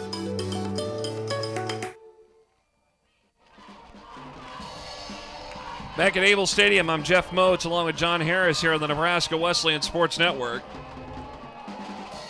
17-14, Nebraska Wesleyan ahead of Coe College. And it's our understanding that down the road in downtown Lincoln, Nebraska lost to Northern Illinois today, 21-17. And I'm here to tell you, Jeff, I am not surprised. I've told a lot of people. I said, listen, everybody's good. Everybody has quality players. Here's Shaka Taylor. Stay with your blockers. Get out of bounds. Trying to cut out toward the outside, ran out of bounds around the 45. Yeah, every team in Division I has great players.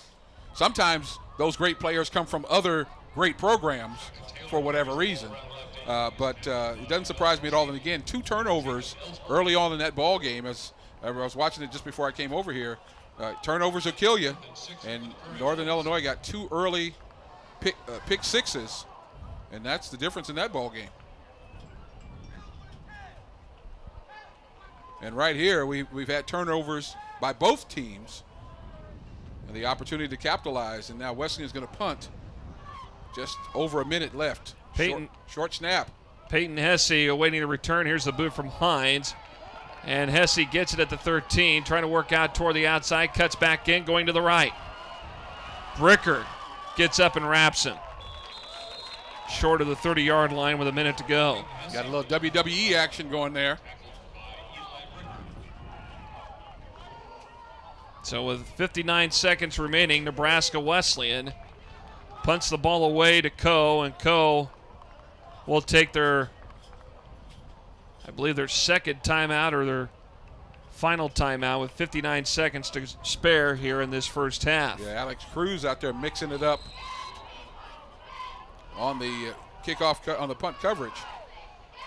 Check that, no timeout, just huddling up. They'll spread it out.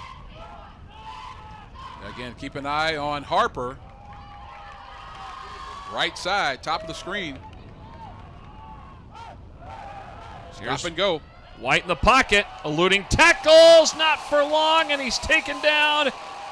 What a big play that was for Andrew Stolpe. And never too soon for a quarterback sack. Great job by Stolpe. That's desire there, folks. That's effort. That's persistence. And here he comes. Gets the one arm and drags him down. Little bulldog there. And he's excited. Guns a blazing. Then he shows a little bit of belly. I wouldn't have done that, but that's okay. 6 foot, 275-pound junior out of Aurora. Great job there. Oh, now we got movement.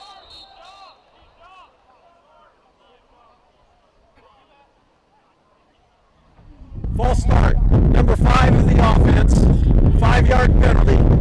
Still second down. Oh, Now the okay. miscues. That's on Harper. The miscues have been, I think they've been a little bit more abundant for Co today than they have for Wesleyan. By rule, there's a 10-second runoff. Please set the game clock to 7 seconds. The clock will start on my signal. So again, they're going to set the clock to 7 seconds. And the official will now signal to roll, and I think they're just going to let time run out. They may well do that. And that's what they're going to do. Time will run out. And both teams will retreat to the locker room. And Nebraska Wesleyan, with an exciting first half of play, they lead the Cohawks of Co College 17-14 here at Able Stadium. We'll take a break. We'll come back with the second half here in just a little bit on the Nebraska Wesleyan Sports Network.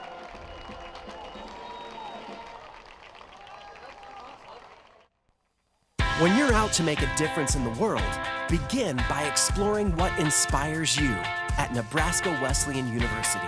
The bridge between you and meaningful, unforgettable experiences. Designed from personal attention to internships to translate into success in your career and life. A place of powerful learning designed to explore you, discover you, propel you. Nebraska Wesleyan University. NWU.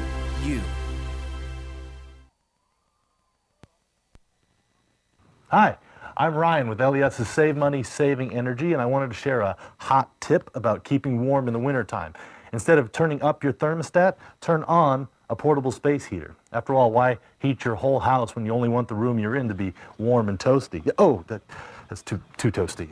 Don't touch that, Gracie. For more energy-saving tips like this, visit us at les.com or do a search for LES Video Vault on YouTube. We'll see you next time.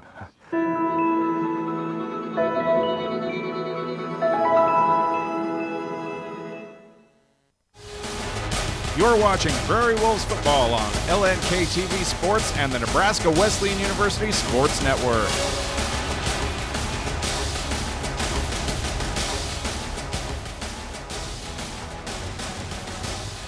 We're back here at Able Stadium on the Nebraska Wesleyan Sports Network. Along with John Harris, I'm Jeff Moats. Let's look at the first half stats. Look at the first downs for Nebraska Wesleyan, 15 versus 9 from Co. Total yards, boy, a little bit of an advantage for Nebraska Wesleyan, 238 to 224. Passing, they're about even too. Yeah, everything seems to be about right there together. And the Very evenly matched game. turnovers have been low, 2 for Nebraska Wesleyan, 1 for Co. I think they missed that sack that was at the end of the second quarter. Stolpe did have a sack too. So here we go, end over end kick as Co will begin the second half. And here on the return for Co is Hesse. Hesse trying to work his way up. Finally gets across the 35 at the 37-yard line. Nice little return from about the 10, 27-yard return for Hesse. That is a nice return, almost to the 40-yard line. And so Wesleyan, who got the ball at the beginning of the game, scored on their first possession, scored on their second possession. Now the defense will get the opportunity to give the ball back to the offense. Jeff, those 3 points, that field goal by Jackson Hines now looms large as the difference in this ball game. You bet it does. And now Co will send Quentin White out there. He's got Tino Green with him in the backfield. Yeah, Tino Green came in and brought a big spark. And Green is bulldog from behind. Looked like Tyler Sorensen came in, made the tackle, the rush end out of Lincoln Northeast. I don't know about me. I mean, Tino Green looks like a specimen. I'll tell you what, he says 6'1". He looks a little bit taller than 6'1". He does, man. He looks taller. He looks like a very tall running back. I mean, he looks probably about 6'3", maybe 6'4". Exactly. And I'm like 6'1". I mean, come on now. And his wingspan's pretty big too. You're lowballing this thing here. And now Green tripped up on the play. Stolpio is over there too. Bednar as well as they uncover the pile, and Green only gets up to the 40-yard line, so 3rd and 7 here for the Cohawks. Yeah, he doesn't look like a guy who is a blazer at the point of attack, guy who can get in there and be very elusive right there. Right. But if you get him through the 2nd and 3rd level, you're going to have some problems, as we have already seen. They'll spread it out. White. Rolling left, pass, caught, 1st down. Catch made, stop, go again with a big catch at the Wesleyan 45. And give credit to Tino Green on the pickup on the edge. He throws a block that frees up the quarterback to be able to throw the ball. He picks it up right there on Sorensen even. Yeah, that was good block that time by Green, as you mentioned. And now Green on the carry, and he's going to be taken down at the 45 for no gain by Tyler Sorensen. Yeah, Sorensen on the big payback right there. Yeah, Tito Green into the ball game. Didn't play very much in that 1st quarter. Didn't play at all, actually. Comes in the 2nd quarter, and he's been in ever since. Watch for the matchup on the top side there with Harper. Play action roll here. Got to make a tackle. And it's stop go, and Dakota Buss gets him by the ankle at the 39. You see so often on that play, the receiver catches the ball and is able to spin out of the tackle and get down the sideline. We see it here. Fake inside, play action, and then a nice pass, and then Buss holding on for dear life.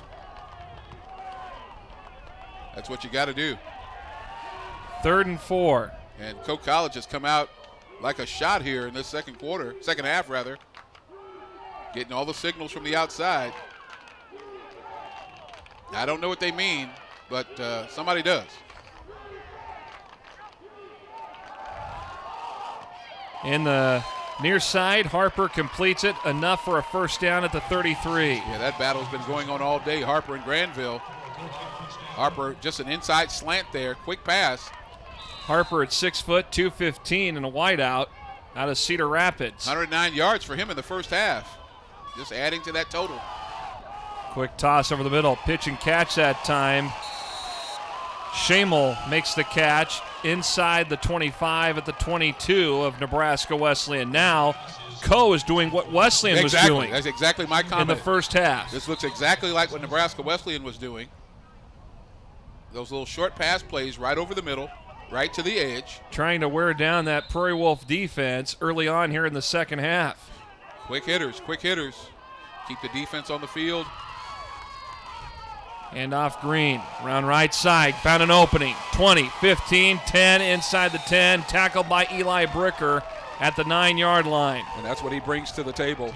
Tino Green, 43 yards in the 1st half with limited action. And he gets 5 here, 10, 15, 17 yards on that run off right tackle. Boy, I tell you, high stepping, Jeff. Long and lean legs. Like a track guy. That's what he reminds me of, a track runner. 1st and goal for the 9. Green with the carry. And right there to meet up with him was Van Loo and a few others, and he gets forward progress to the 6.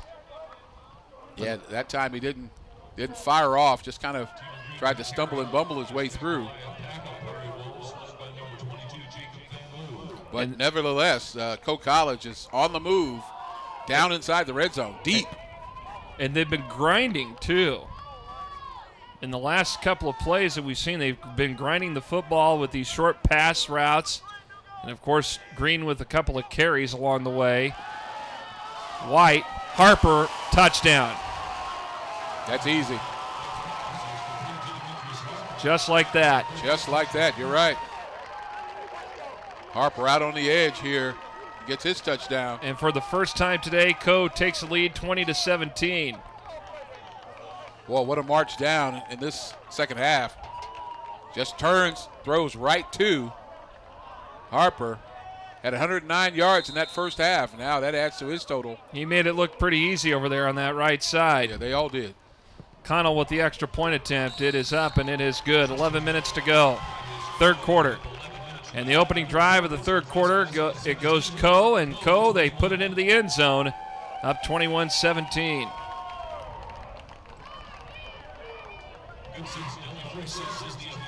When you're out to make a difference in the world, begin by exploring what inspires you at Nebraska Wesleyan University. The bridge between you and meaningful, unforgettable experiences. Designed from personal attention to internships to translate into success in your career and life. A place of powerful learning designed to explore you, discover you, propel you. Nebraska Wesleyan University. NWU.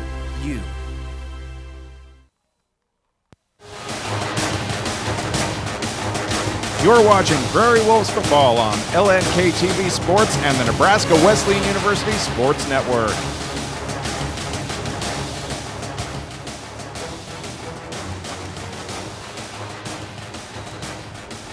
Now, folks are all bundled up here at Able Stadium.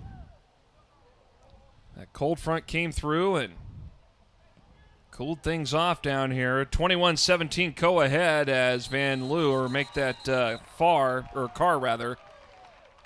lets it go into the end zone for a touchback, and so Wesleyan will have it at their own 25-yard line. But Co comes out, they make a statement right away here in the second half. Now it's time for Wesleyan to respond. How they will respond, is going to be the big thing to find out here in this second half. Well, you respond with a couple of first downs early on. You respond by getting a score, but at least keeping that defense on the field a little bit, to waste some of this time. But you want to get it in the end zone and respond with a score. Here's Shaka Taylor, and boy, he is sandwiched up and thrown back down. No gain. They're going to say progress up to the 25 from the backfield, but no gain. And Omo, once again, has a white jersey on. And right now, the confidence that we saw very early on the Wesleyan sideline, they're a bit subdued.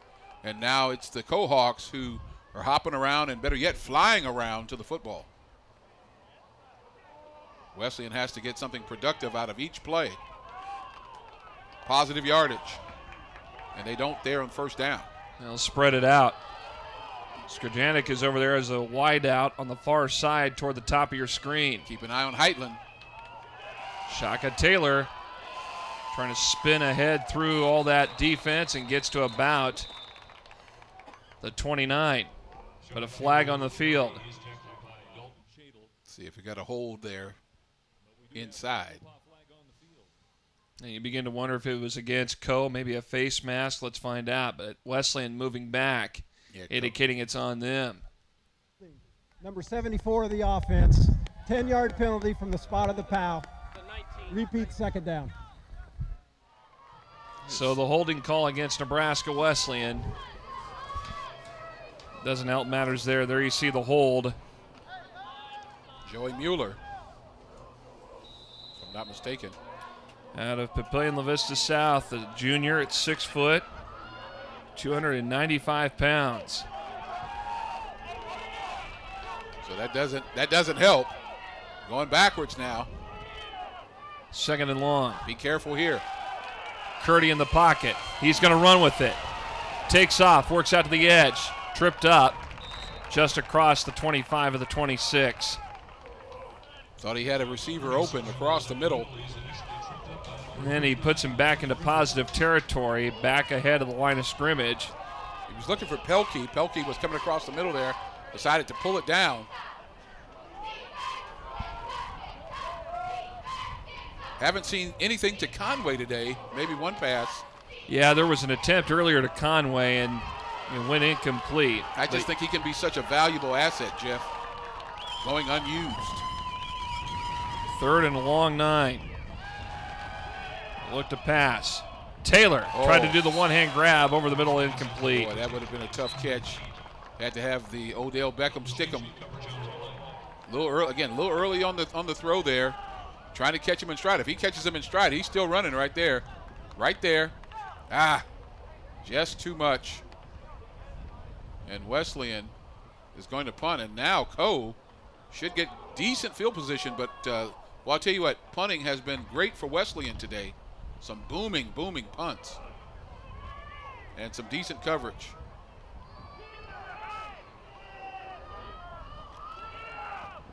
Here's Hines. I wonder if that was partially blocked. Just trying to get a roll here. That's not too bad. Now they're going to let it roll down to about the 29 of Co. Not too bad there. Well, some other odds and ends to think about here. Nebraska Wesleyan in conference openers have lost 10 straight conference opening games. And the last time the Wolves opened up conference play with a win was when they were back in the GPAC in 2006 when they defeated Briarcliff 42-3. In fact, that was the very first game I got to broadcast here on the network. Well, and the beginning of the legend begins there. But interesting to note, as the carry that time for Co. Tyler Drawley now back in at running back. He got the handoff that time. But you go back to 10 straight conference opening conference games, 10 straight losses. And there were some years there, though, John, that they were 7-3 or 6-4, had winning records during that span. Whoa, and look at Drawley picked up, taken down by Tyler Sorensen. Whoa, what a play that was by Sorensen. Off right edge. And he'll have none of it. Bam, look at the penetration there. Beat his man off the edge and into the backfield. And so somebody has to make a play. Sorensen says, why not me? And now the opportunity to get off the field and put the offense back on the field. Now watch for Harper here. Seems to be the go-to man. Toss far side. Harper out of bounds. Complete at the 41. Truer words have never been spoken. Because that's what I do. If I'm white and I know I got a guy out there I can depend on, I'm going to throw him the ball. That's been the thorn in the side of the Wesleyan defense this afternoon is Demetrius Harper. He's had some great catches today for some big gains. Yeah, he's got a touchdown, had 109 yards in the first half, and he's adding to that total now. Here's White. And the ball dropped incomplete. Good coverage. Heath Huvendick had good coverage that time on Stopko, who was the intended receiver. Yeah, the quarterback just threw it out there. And if Wesleyan's reading it well, they pick it off and head to the house. Yeah, just throwing a spot out there. Now, boom. Had an opportunity. Nope, incomplete. Bang, bang play. So once again, they get nothing out of that play. Wesleyan now has to get a pass rush. And Granville on Harper once again. Here's Drawley. Little dive play. Stolpe able to make the stop. And Drawley gets a short gain of 2 to the 43. So 3rd and 8 here for Co. Again, defense is key. Got to step up here. 3rd and 8. Need a pass rush. There's a toss near side, and it's going to be incomplete. Huvendick with coverage that time on Trevor Noble, the wide receiver. Great job by Huvendick. No flags. Great opportunity. Again, you got to be able to look back. Not face guard. And there it is over the top, and he's right there. He didn't necessarily look back, but he put his hand in there just as the receiver was trying to catch the ball to knock it out. And that's a big stop for Wesleyan. Slows this Cohawk offense down. Scored on their first possession of the second half. Here's Ellis with the punt. And Brant Barth will get it at the 12. And Barth going to run out of bounds. Laid a big lick that time on Dalton Shadle. Yeah, he puts the shoulder down.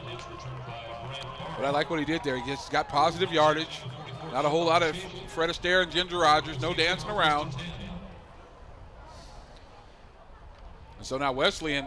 Now, Jeff, again, you said it earlier about the Cohawk offense. It looked like they were doing exactly what Wesleyan was doing. Wesleyan needs to go back and do the same thing. Just go back to doing what you were doing earlier.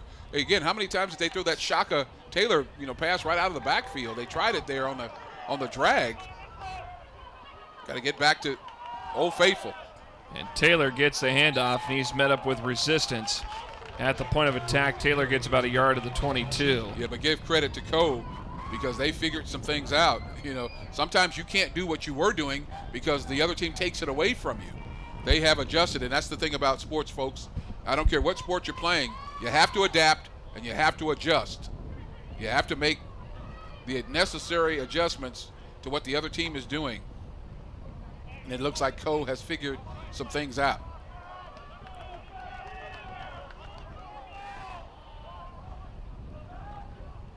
Second down here.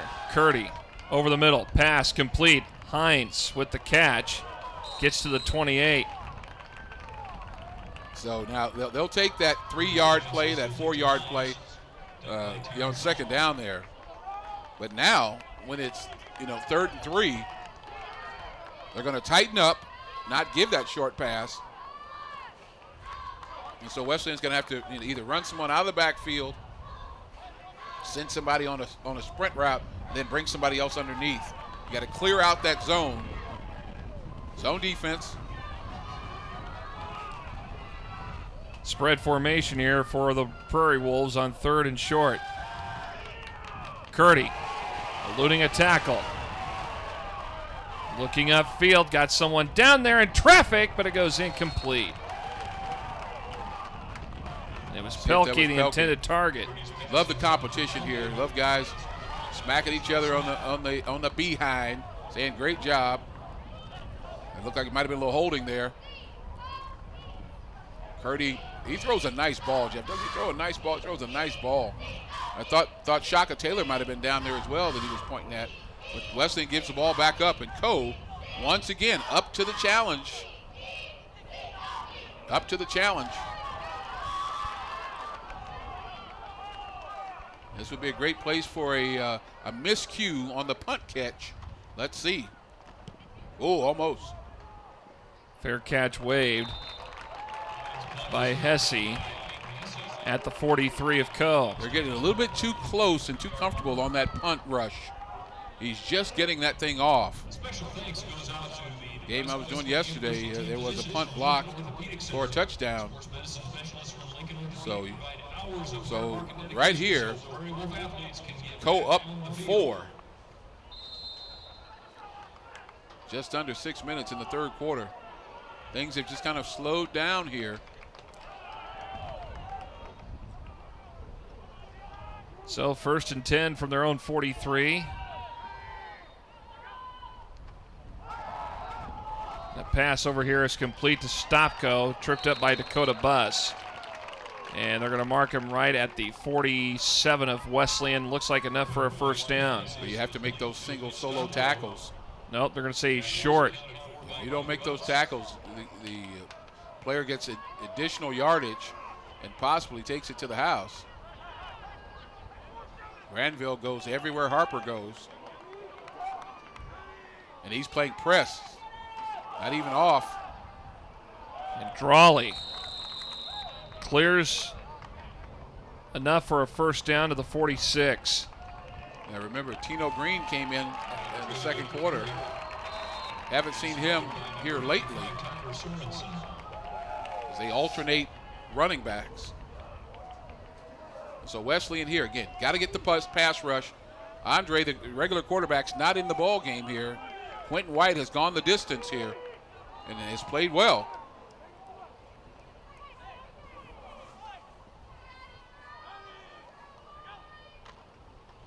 White again on the handoff, and Drawley. Dogpile on him. Now both Whites, Colton and Quentin, same height, just about the same weight. Both sophomores from St. Louis, Missouri. Colton, Quentin. Could it be? Probably. More than likely. Yeah. Could it be? About same size. I'll get my crack staff on that. 2nd and 8. Looking for the short throw, and there's double a hitch. quick pass out toward the left, complete by Stopko at the 39. Jeff, before he gets away from me, I've had my crack staff working on Coe College alums. And the first one is Marv Levy. Buffalo Bills coach. Yep, Marv Levy. Kurt Menefee from the Fox NFL Sunday show. Fred Hickman, Bill Fitch from the Celtics. I'm going to save my best for last. And in between the tackles and getting the first down was Drawley that time. And the co-offense has really, really come alive here in this second half. You said it right, has come alive.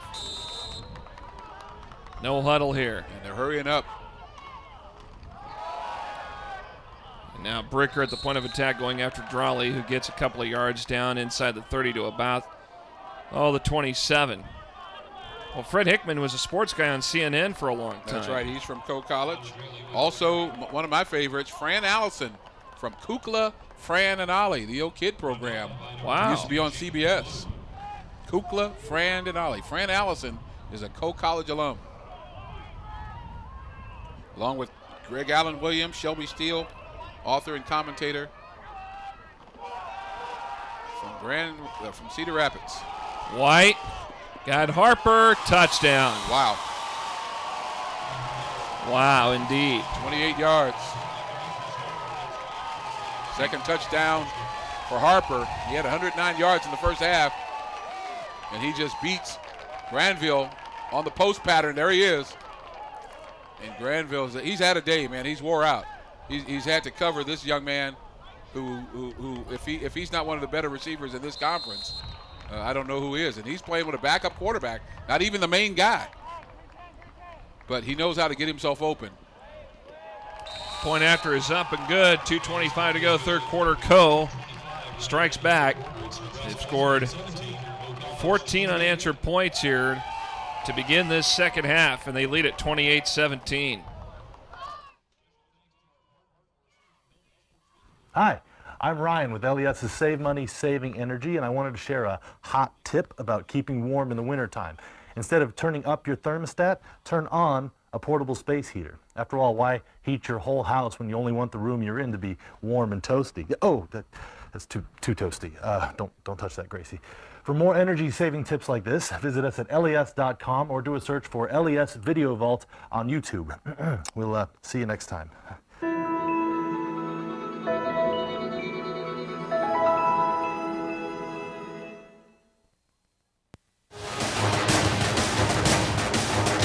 You're watching Prairie Wolves football on LNK TV Sports and the Nebraska Wesleyan University Sports Network.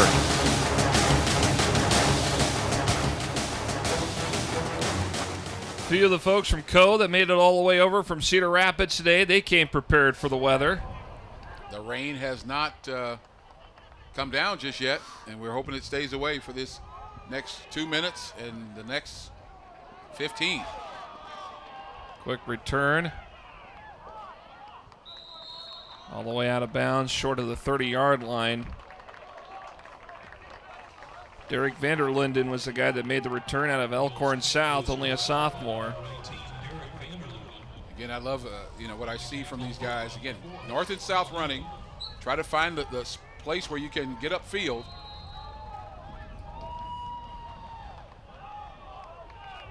Again, it's just finding that spark that they had in the first half. Well, there's a long way to go. And you got some time to work with. No need to panic. No need to throw on every down. No need to throw 61 times.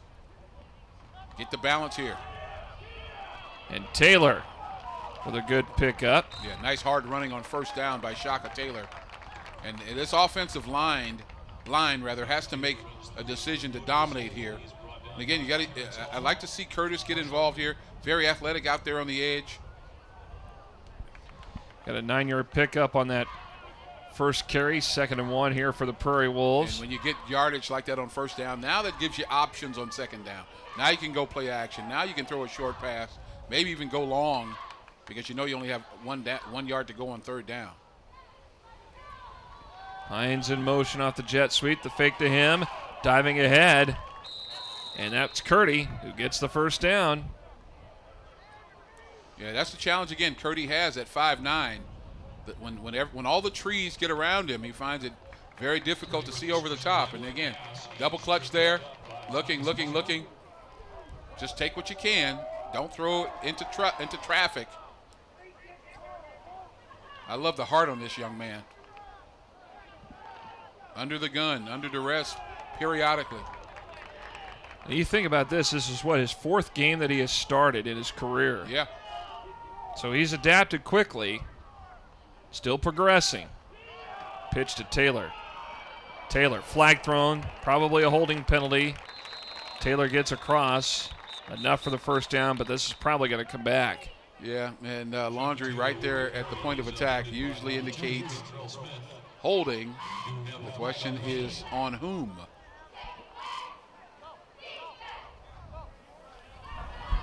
Holding on the offense, number 74. 74 again. 10-yard penalty. Repeat first down. That's Joey Mueller. Yeah, we just heard his name recently. That's unfortunate. You only hear a lineman's name when he's holding. But that's the way it goes, folks.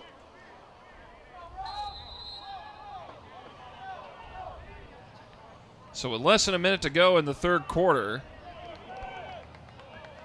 an 11-point lead for Coe College at 28-17, as you see on your screen. Wesleyan just trying to find that spark that they had in the first half. They led at halftime, 17-14. Play action. Conway makes the catch around the 43, and they finally throw him out of bounds about the 43-yard line. Yeah, I like that. I like that because I think he can be, as I said earlier, I think he can be an asset to this offense.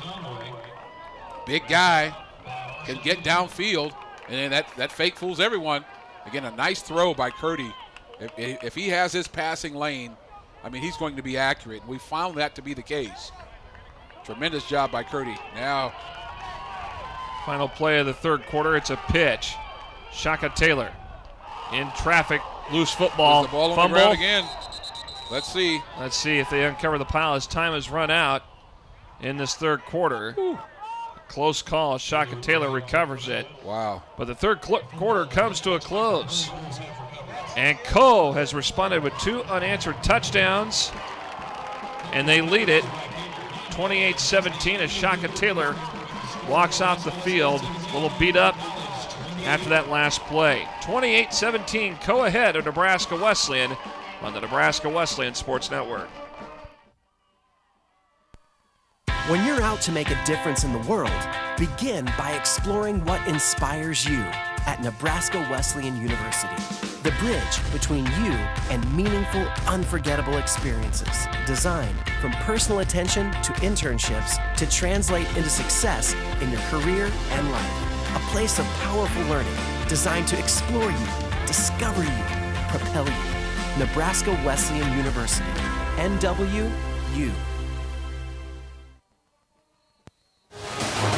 You're watching Prairie Wolves football on LNK TV Sports and the Nebraska Wesleyan University Sports Network.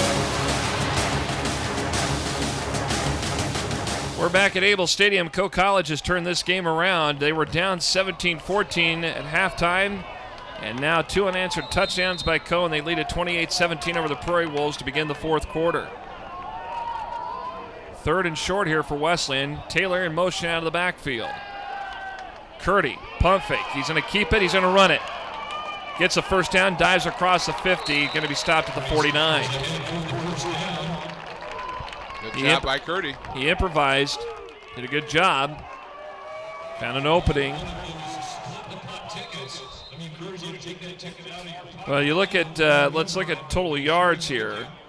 359 to 283 through 3 quarters. Coe with 359 total yards. Wesleyan with 283. Rushing-wise, they're about even. But passing-wise, Coe's been throwing a lot of the football in the air. 254 yards of passing. Here's Taylor, eluding tackles.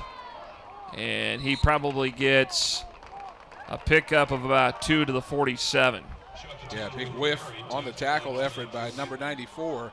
Daniel Vega, he was right there to meet him, Shaka Taylor, but he did not get the tackle. Frustrated about that. And so here in this fourth quarter, Wesleyan, down 11, folks, has to find that Prairie Wolf magic. Curdy at 175 yards passing. Quentin White in the substitute, 254 yards. 2nd and 8. Curdy. Ball knocked away. The passing lane protected. Sophomore Thomas Meyer from Gutenberg, Iowa. Only a sophomore, Jeff, 6'1". Thomas Meyer from Gutenberg, Iowa. Good job getting ahead of the passing lane. Big play here for Wesleyan. 3rd and 8. Curtis is split on the top part of your screen for Wesleyan. Skrjanek is over here on the bottom part of your screen on the right. Curdy over the middle. Sliding grab, no, incomplete. Conway, the intended target, slid in. Tried to make the catch, could not do it. That'll bring up 4th down. Boy, I really needed that catch.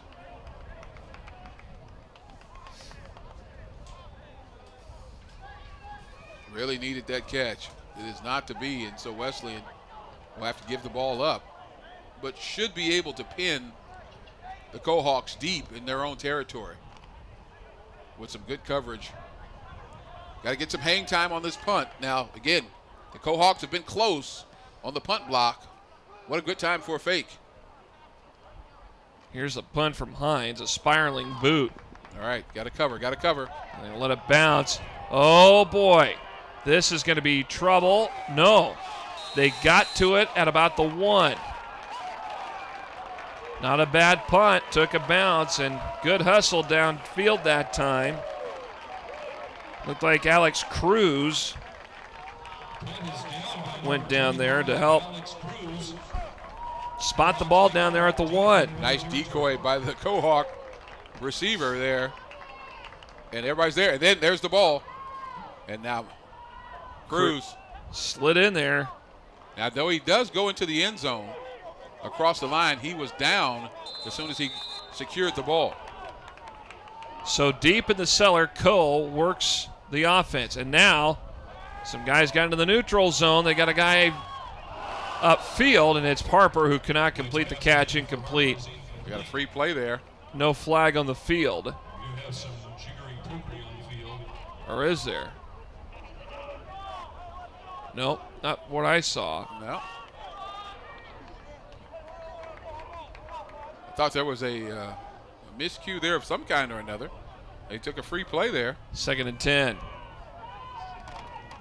Penetration.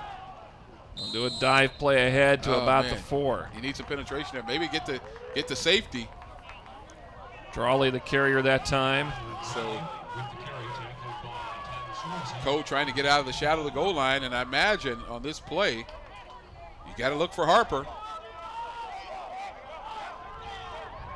I wouldn't be beyond double covering him. Oh, somebody jumped in the neutral zone. There's trouble. As a flag comes out, Braxton Theus looked like was the guy that jumped into the neutral zone for Nebraska Wesleyan. Encroachment, number 12 of the defense. 5-yard penalty. Repeat 3rd down.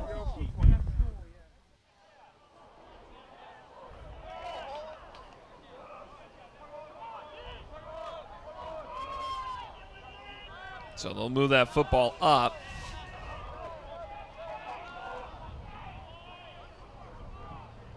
You know, we go back to a field goal here in a moment. 3rd and short. Drawley working the edge, gets the 1st down at the 14.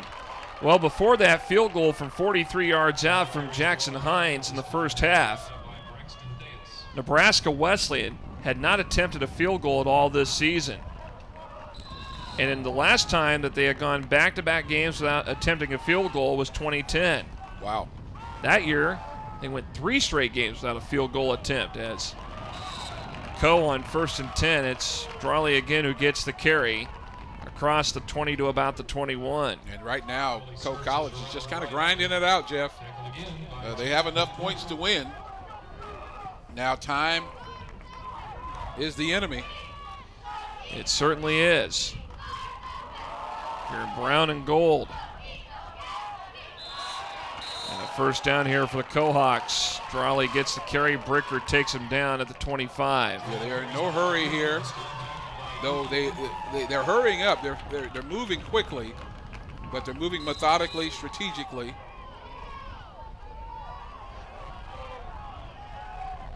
That momentum definitely shifting back in favor of Cohen. It's starting to fade away for Wesleyan.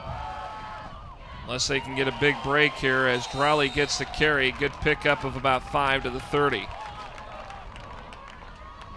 So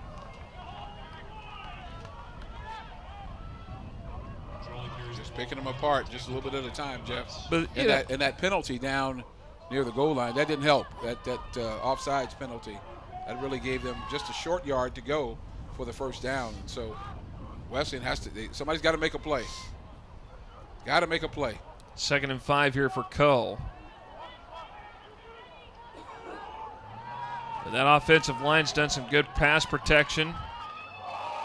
Done a good job of protecting that backfield as Drowley gets the carry. Bednar comes in to help make the stop. Stolpe was over there too.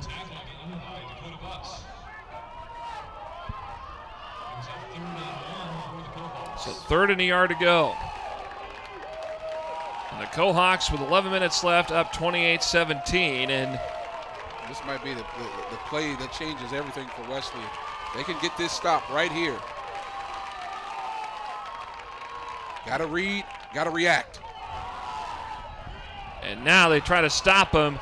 I don't think they did. He got the forward progress, it looked like, but then he lunged ahead and he definitely got the first down. What an effort by that young man. Tyler Drowley has really done a good job. He's been the smash mouth guy today for Coe in that backfield. Tino Green, he's provided a little bit of finesse in running the football. Had the penetration, he was stopped a couple times, but he just kept churning and burning right there. Boom. But no, and he's moving those legs. That's weight room. That's fire and desire right there, folks. That's how you get a first down. You got to want it, and he did right there. So the drive continues. Again, they started this drive from their own 1. Play action. And here is Harper. No, knocked away by Granville, incomplete. And Sorensen lays a lick on the quarterback. I would be surprised if they weren't thinking about a flag because he had already released the ball. But boy, he lays a lick coming around right edge. Wow. In the form of 6'2" and 265 pounds, that's like a Mack truck. If you see Tyler Sorensen come at you. Well, White just hung in there. He had Harper. Again, he's been the man all day today. Over 150 yards of pass receptions, 2 touchdowns here in this second half. Quentin White, passing complete. Looked like he was looking for Shamel that time. He lasered that one, Jeff. He lasered that one. He might have hurt his hand. Look at that. That's not good. You know how you get that finger, that thumb bent back? Yeah. That don't feel good. 3rd and 10.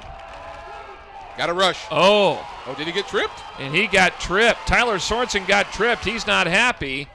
And it's Drowley that makes the short catch, but it's incomplete. Tyler Sorensen in frustration, he got tripped up. Watch this again. Let's take a look at this again. Right about there, he got tripped up, and he was frustrated at the official. Yeah, he was not pleased. He's on his way to the quarterback. May have had a bead on him, and then he gets tripped up. Had that not happened, I think we would have seen a sack that time from Sorensen. But what a stop by Wesleyan. Now they're going to get the ball back, hopefully in a good position here.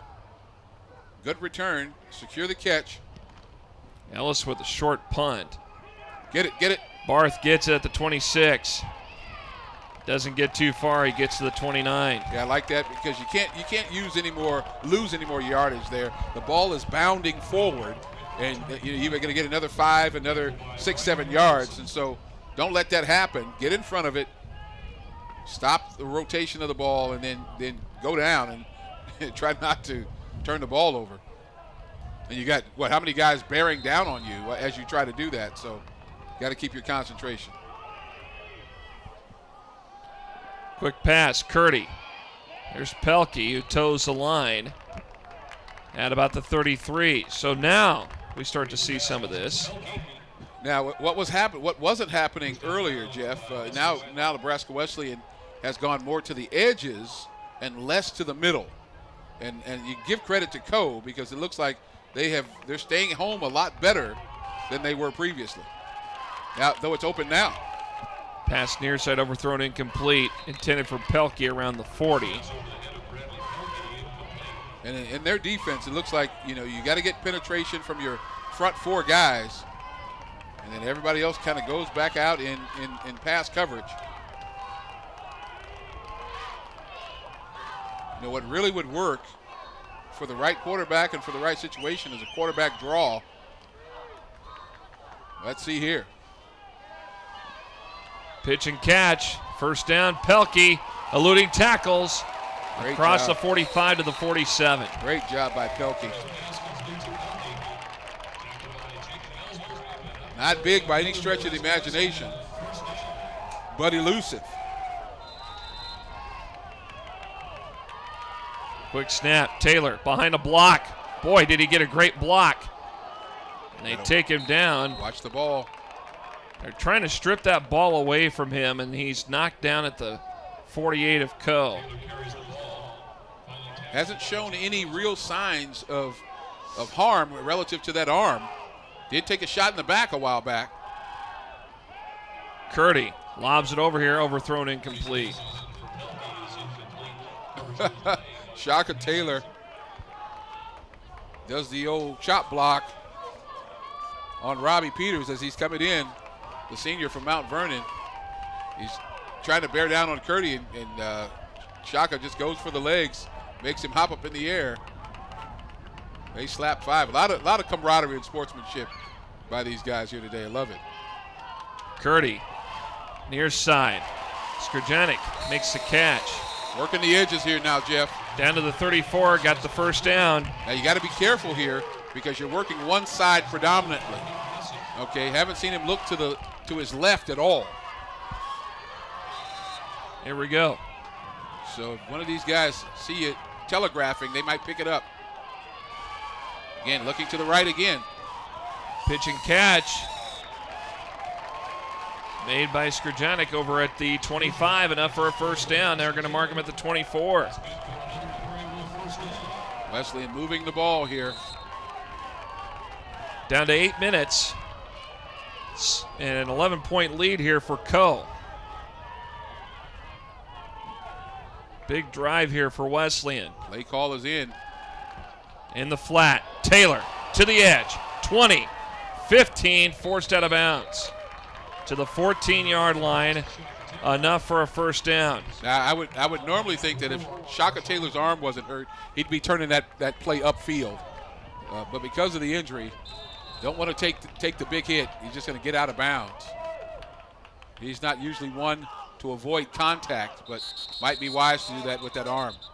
What do we got here? See if we got a timeout. Timeout taken by Co. That's their first timeout of the second Co. half. Their first time out of the half. 7:37 left here. Wesleyan driving. They're at the Co 14. They trailed 28-17. Is the next disruptive idea sitting on a whiteboard somewhere? Where's the next company that creates jobs in our community? What's the next big step for your business? What's next for you is important to us. At Union Bank, we've helped businesses start up and thrive for 100 years, and we're celebrating by looking for what comes next. So stop in and we'll show you how we can help, just like we've done for the last 100 years, and like we'll keep doing for the next 100.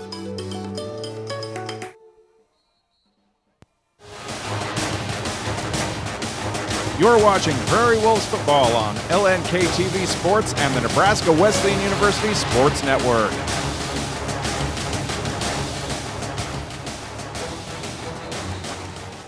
$7:37 left. Wesleyan down 28-17 to Co. And the ball at the Co 14-yard line. Conway in motion. Curdy looking toward the back part of the end zone, incomplete. Nobody down there. Yeah, somebody got hemmed up there around the 3-yard line. by the co-defenders. Either it was a missed route or just got jammed up in traffic.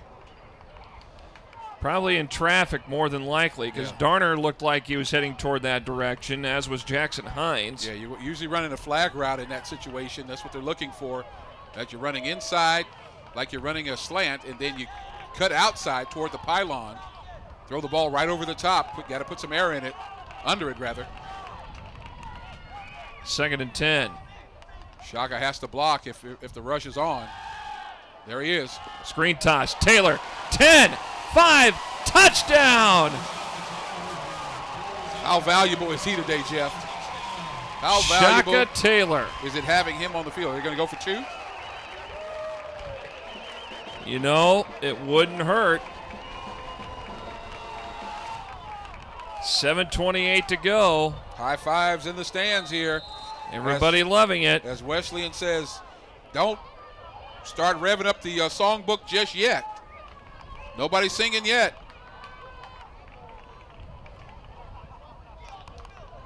And again, using Shaka as a receiver, tremendous. They're going to go for it.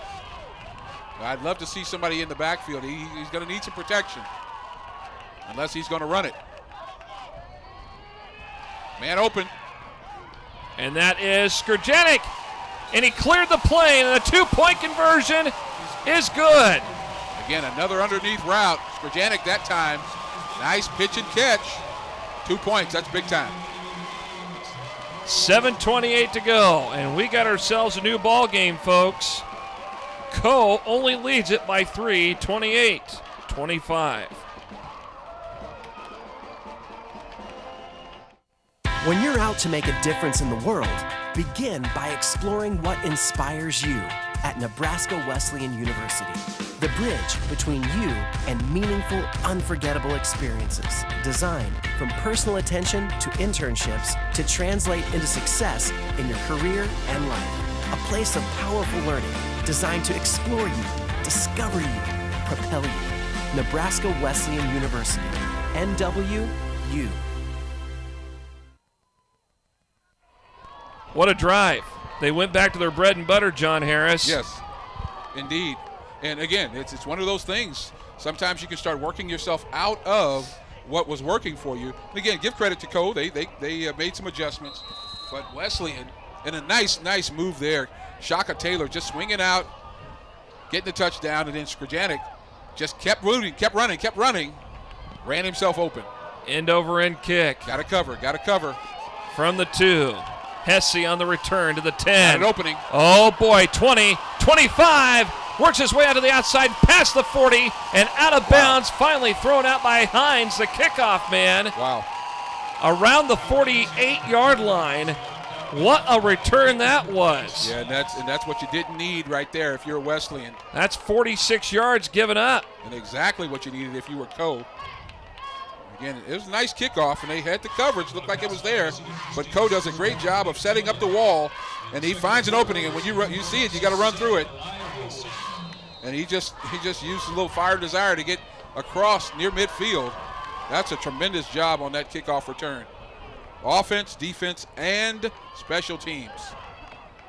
Here's a handoff. Drawley through the tackles, lunges forward to the 46 of Nebraska Wesleyan. Got about 6 on the pickup. 2nd and 4 coming up. Wow, I mean, that's a shot right in the gut, Jeff, right after the touchdown and the 2-point conversion. You got that nice high. You got to keep your concentration level high to cover on the return. And now, once again, we see her on this near side, Harper with Granville right in front of him on an island. Here's Drawley. Takes it across the 45 to the 44, still a couple of yards short of the first down. 2 yards to go, looks like. Wesleyan's defense needs to kick it up a notch here on 3rd and 2. 6.5 to go in this game.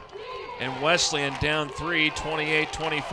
Watch the back shoulder here. They're going to give it to him. Drawley. Stop him there. And they're going to try to stop him. Can he get across? No, they're going to stuff him for no gain. And Dakota Buss among the guys that came in to help limit the progress of Drawley.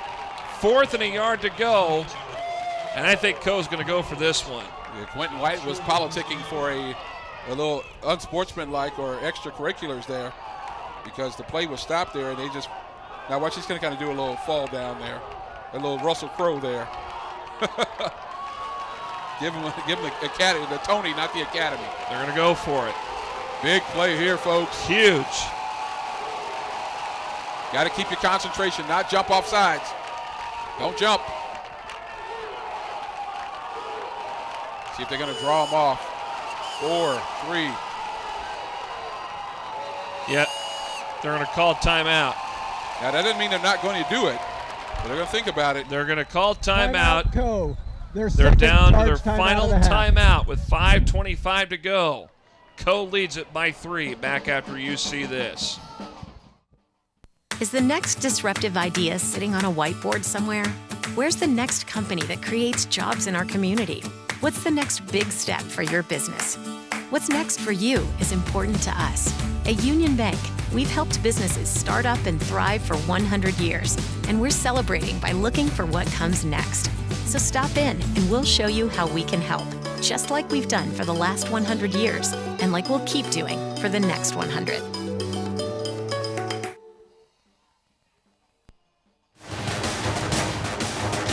You're watching Prairie Wolves football on LNK TV Sports and the Nebraska Wesleyan University Sports Network. 5 minutes, 25 seconds to go, and a nail-biter here at Able Stadium. 28-25, Co ahead of Nebraska Wesleyan. 4th and a yard to go at the Wesleyan 43-yard line. And they are going to go. The band is playing. The cheerleaders are dancing to strike up the band here. Big play. 4th down. And diving ahead, getting the first down, is Drawley. Quentin White gives the first down sign, and what a big first down that is. Drawley has come in. Tino Green, we haven't seen him in a while, Jeff. Drawley has come in, and he has done a tremendous job. Now, you're inside the 40. This has been known to be an area inside the 40-yard line where Co is able to strike and strike fast. Well, we haven't seen anything from Harper in a while, so get ready to see maybe a little dose. But you know what? Again, they have enough points to win. Time is their enemy. So let's see if what they do here. Less than 5 to go. Pump fake. White airing it out over the middle. Oh, boy. Into the end zone. Touchdown. Tyler Shamel. Oh, he was wide open. Boy, that fourth down play leaves him open. And, again, the pump and go. And someone vacated, lost coverage there. Gives the pump. Whoop. And he's right over the top. Touchdown. Look at that. That's a great play, call, and execution. That was an outstanding play by Look at Co. that. He's wide open. Nobody around him. Somebody lost contain there. Connell for the extra point. It is up, and it is good. 4:52 left. Dylan McKitchen there on the coverage. 35-25 Co. Let's see here. We've got a conversation.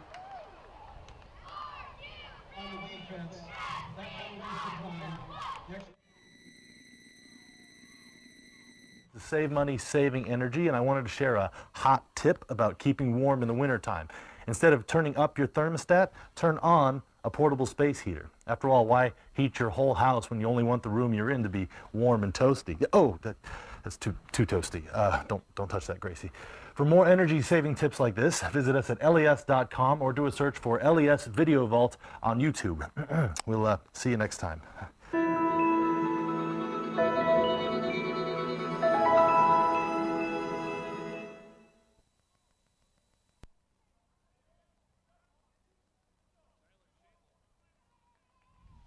Tyler Shamel, the guy that you see there in the screen, number 3 with the headband on, had that big catch.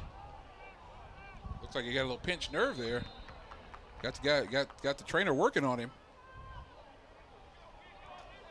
But the cheerleaders doing what looked like 35 push-ups, kind of weak push-ups, Jeff, if you ask me. Now I got a get return here for Wesley. Here's Carr, 30. 40, and Bulldog from behind. And the ball's taken away, and Co got it back.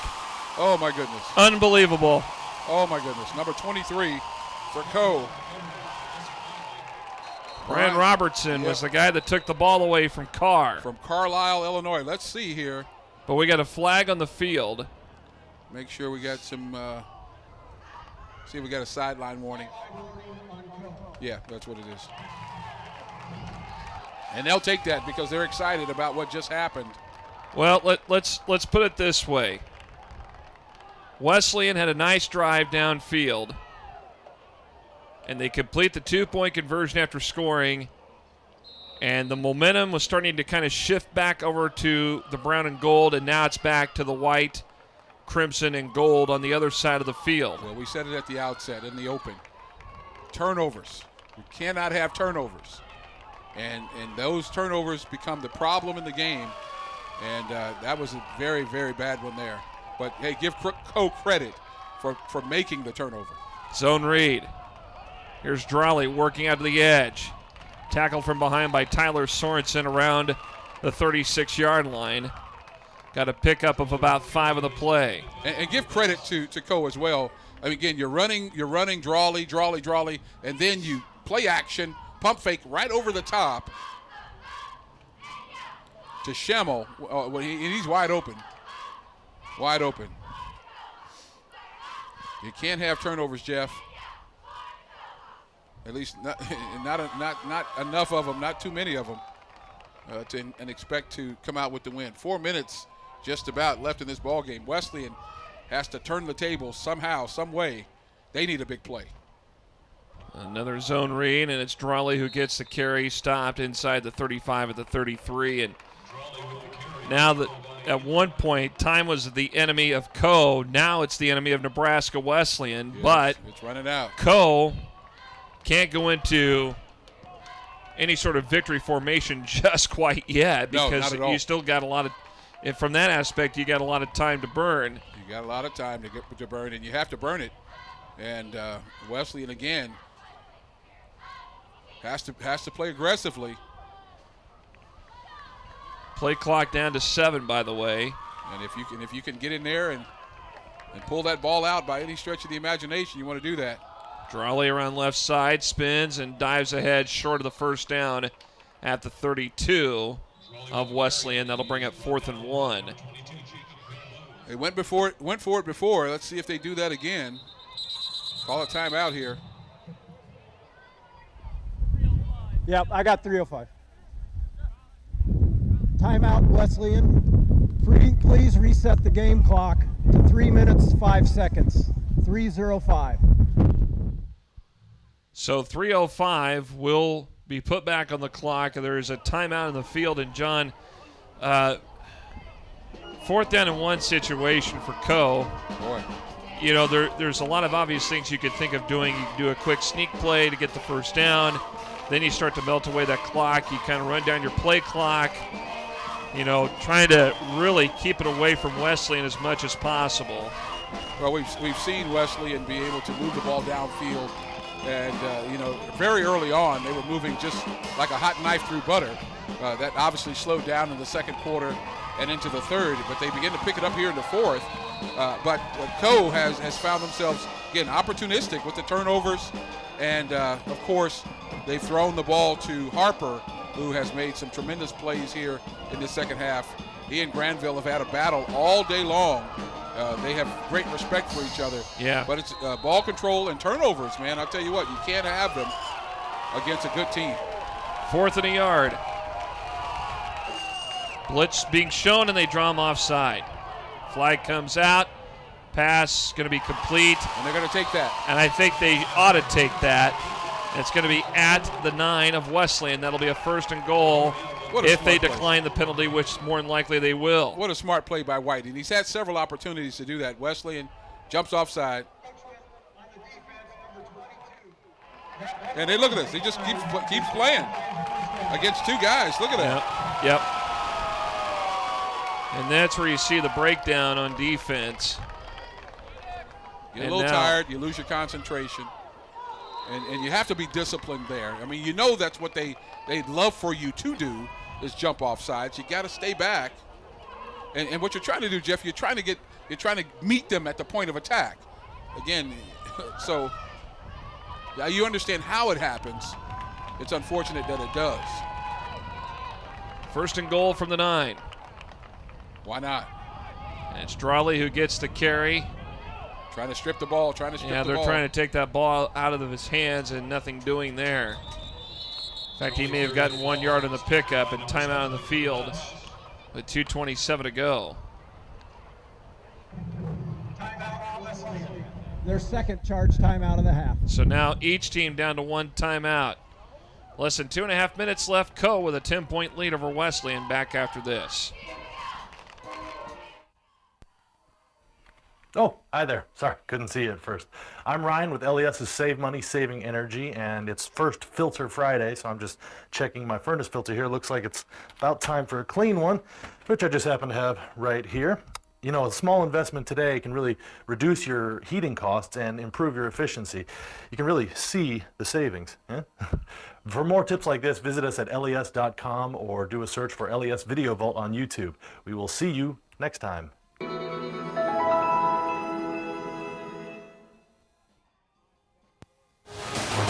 You're watching Prairie Wolves football on LNK TV Sports and the Nebraska Wesleyan University Sports Network.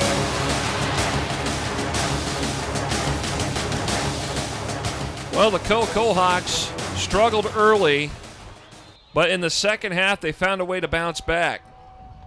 And with 2:27 left, they got the ball second and goal from the Wesleyan 9. A little play action.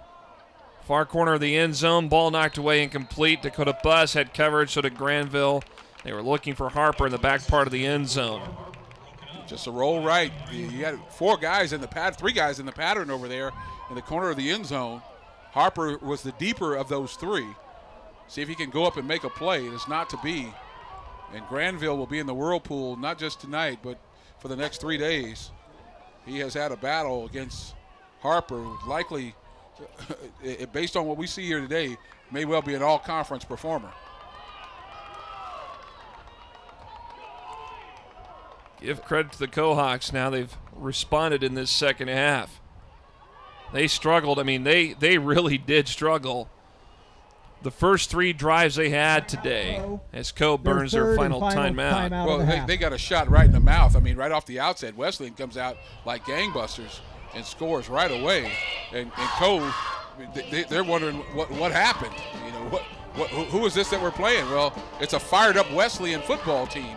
And they're just marching down the field. And then finally, Co decides, you know what, hey, listen, we're in a ball game, folks. We better start playing. Yeah. And they come on. They get the turnover from Shaka Taylor. Again, they've got another turnover. And so Wesleyan has given them some opportunities, but sure enough, they've taken enough on their own. And again, this second half, Harper has come on. Tino Green comes in, gives some valuable yards.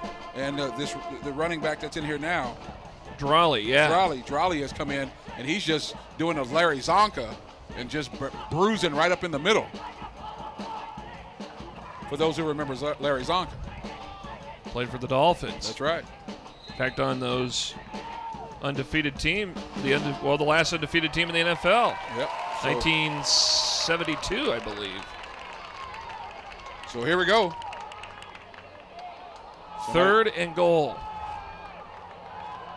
At the 8-yard line of Nebraska Wesleyan, and now we got legal participation. We had 12 men. Infraction on Co. 5-yard penalty.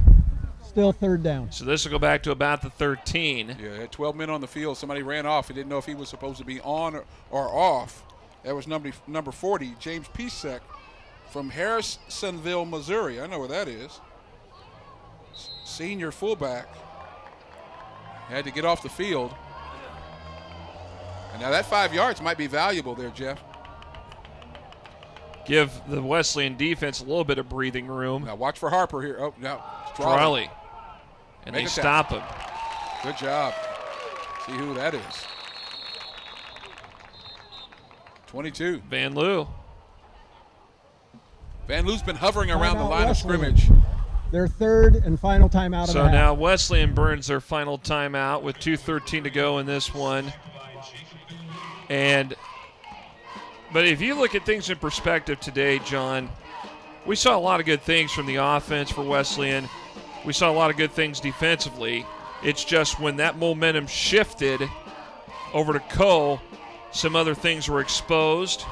Wesleyan had trouble with some coverage at times, although I will say this, like with Adam Granville, he's done all he could against Demetrius Harper today. Please. Harper's just No had help. some good catches. No help at all. And it's interesting that he hasn't had any help on a guy as talented as Harper.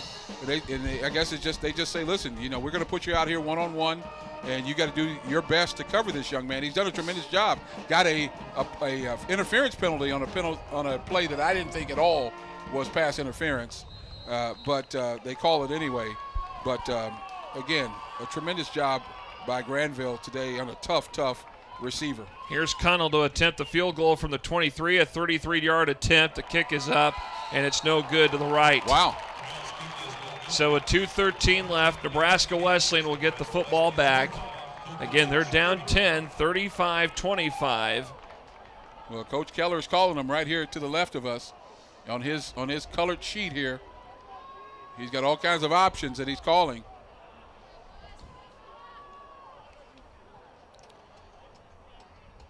Coach Keller is up in the booth this year. He's done that before. I think he did that a couple of seasons ago where he was up in the booth. Well, he's signaling down to Tyler Francis, who's the quarterback's coach. Curdy in the pocket. Got a man open.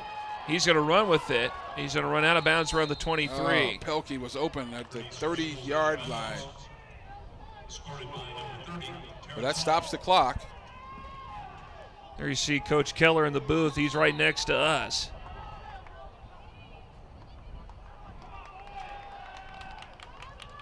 Curdy, short toss. Pelkey at the 25, eludes a tackle. 30, got the first down. Still on his feet, going to be brought down to 35. They're going to give him extra yardage to the 36. I like him, boy. I tell you what, he's not just Pelkey, he's pesky. I mean, my goodness. Tremendous job of breaking a tackle and getting upfield. Minute 52 to go. They're going to get quickly set up. Curdy with a quick snap. Shaka's open. Toss far side, and it goes out of bounds. Ooh, had to be careful there. Shaka took off upfield, and Kentrell Smith was just sitting there in the zone, and the ball almost went to him. Glad he threw it out of bounds. That would have definitely sealed the deal.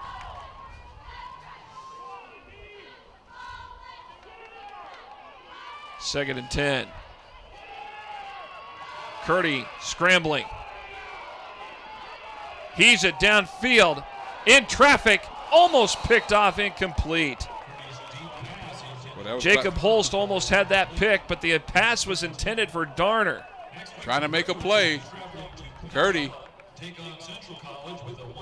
That was a tough pass.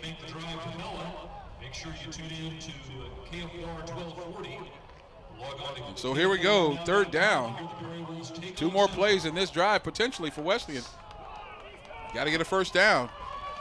3rd and 10 from the 36. Get half Curdy. of it and then get it on the 4th down. Come on, somebody's open. He's going to run with it. 40, 45, stopped at the 48-yard line. Stopped that time by Brian Robertson. So a first down with 1:26 to go. Clock Wesleyan stops. getting set up. Curdy. And he's going to be tackled from behind. Guess who? Heitland. Shaka Taylor whiffed on it. Heitland, you got Shaka Taylor on Heitland. That's a bad matchup. Loss of yards, clock winding down, about a minute to go. Curdy. And it throws it behind Taylor, who's kind of cutting out a little bit. It goes incomplete. That arm seems to be giving him a little bit of problem now, Jeff, as the game has worn on. 3rd down and 15 here. 3rd and long. Need somebody right down the seam here. They can get past that 2nd and 3rd level. There's Shaka. And Taylor lost it, picked off, intercepted. That's it. Oh, my goodness. Terrence Hall comes up with the INT. Wow. And that's it. Wow. tough one. And Co survives here in Lincoln. Nice alertness by Terrence Hall on the tip drill.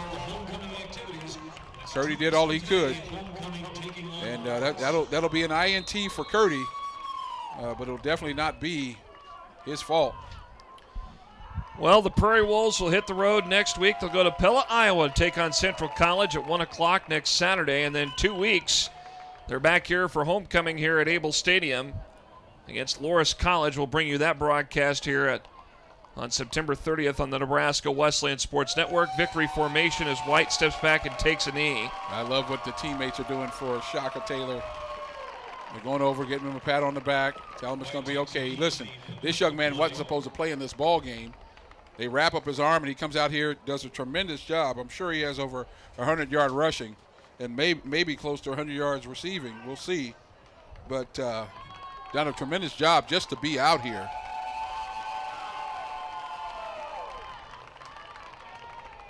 Second down here, and they take another knee, and that's going to do it. Co College has done it. They have rallied back, and they took care of business today, coming into Lincoln, and they win it 35-25. It was a great ball game overall, really a good ball game on a lot of fronts. Oh, tremendous ball game, no doubt about it. And Wesleyan, particularly with the offensive explosion from Curdy last week, listen, I love his confidence, I love his accuracy. But again, listen, moral victories are not what you want if you're an athlete, if you're a competitor. You want to win. And we see a lot of good things, but Wesleyan showed some signs there in that first half. A lull in the second quarter, in the third quarter, picked it up again. But again, I'm sure Coach Keller and the Prairie Wolves coaching staff and players, they want the W. That's what matters. Certainly do. And a tough one to swallow because Wesleyan had them on the ropes at one point, but Co in the second half right away found a way to get out of the gate. And they took something out of the playbook that Wesleyan used in the first half. They went those short out routes on the pass plays, worked the edges, and that's what happened. But Nebraska Wesleyan, they will try to bounce back next week at Central College over in Pella, Iowa. And again, they're back here in Lincoln in 2 weeks for homecoming against Loras College. The final this afternoon from Able Stadium is Co College 35, Nebraska Wesleyan 25. For our entire Nebraska Wesleyan Sports Network crew and for John Harris, I'm Jeff Motes saying so long. Thank you for watching, and good afternoon from Able Stadium in Lincoln. Today's Nebraska Wesleyan University Sports Network broadcast was made possible by Lincoln Electric System. It's your electricity, own it. Union Bank, you belong here. And Nebraska Wesleyan University.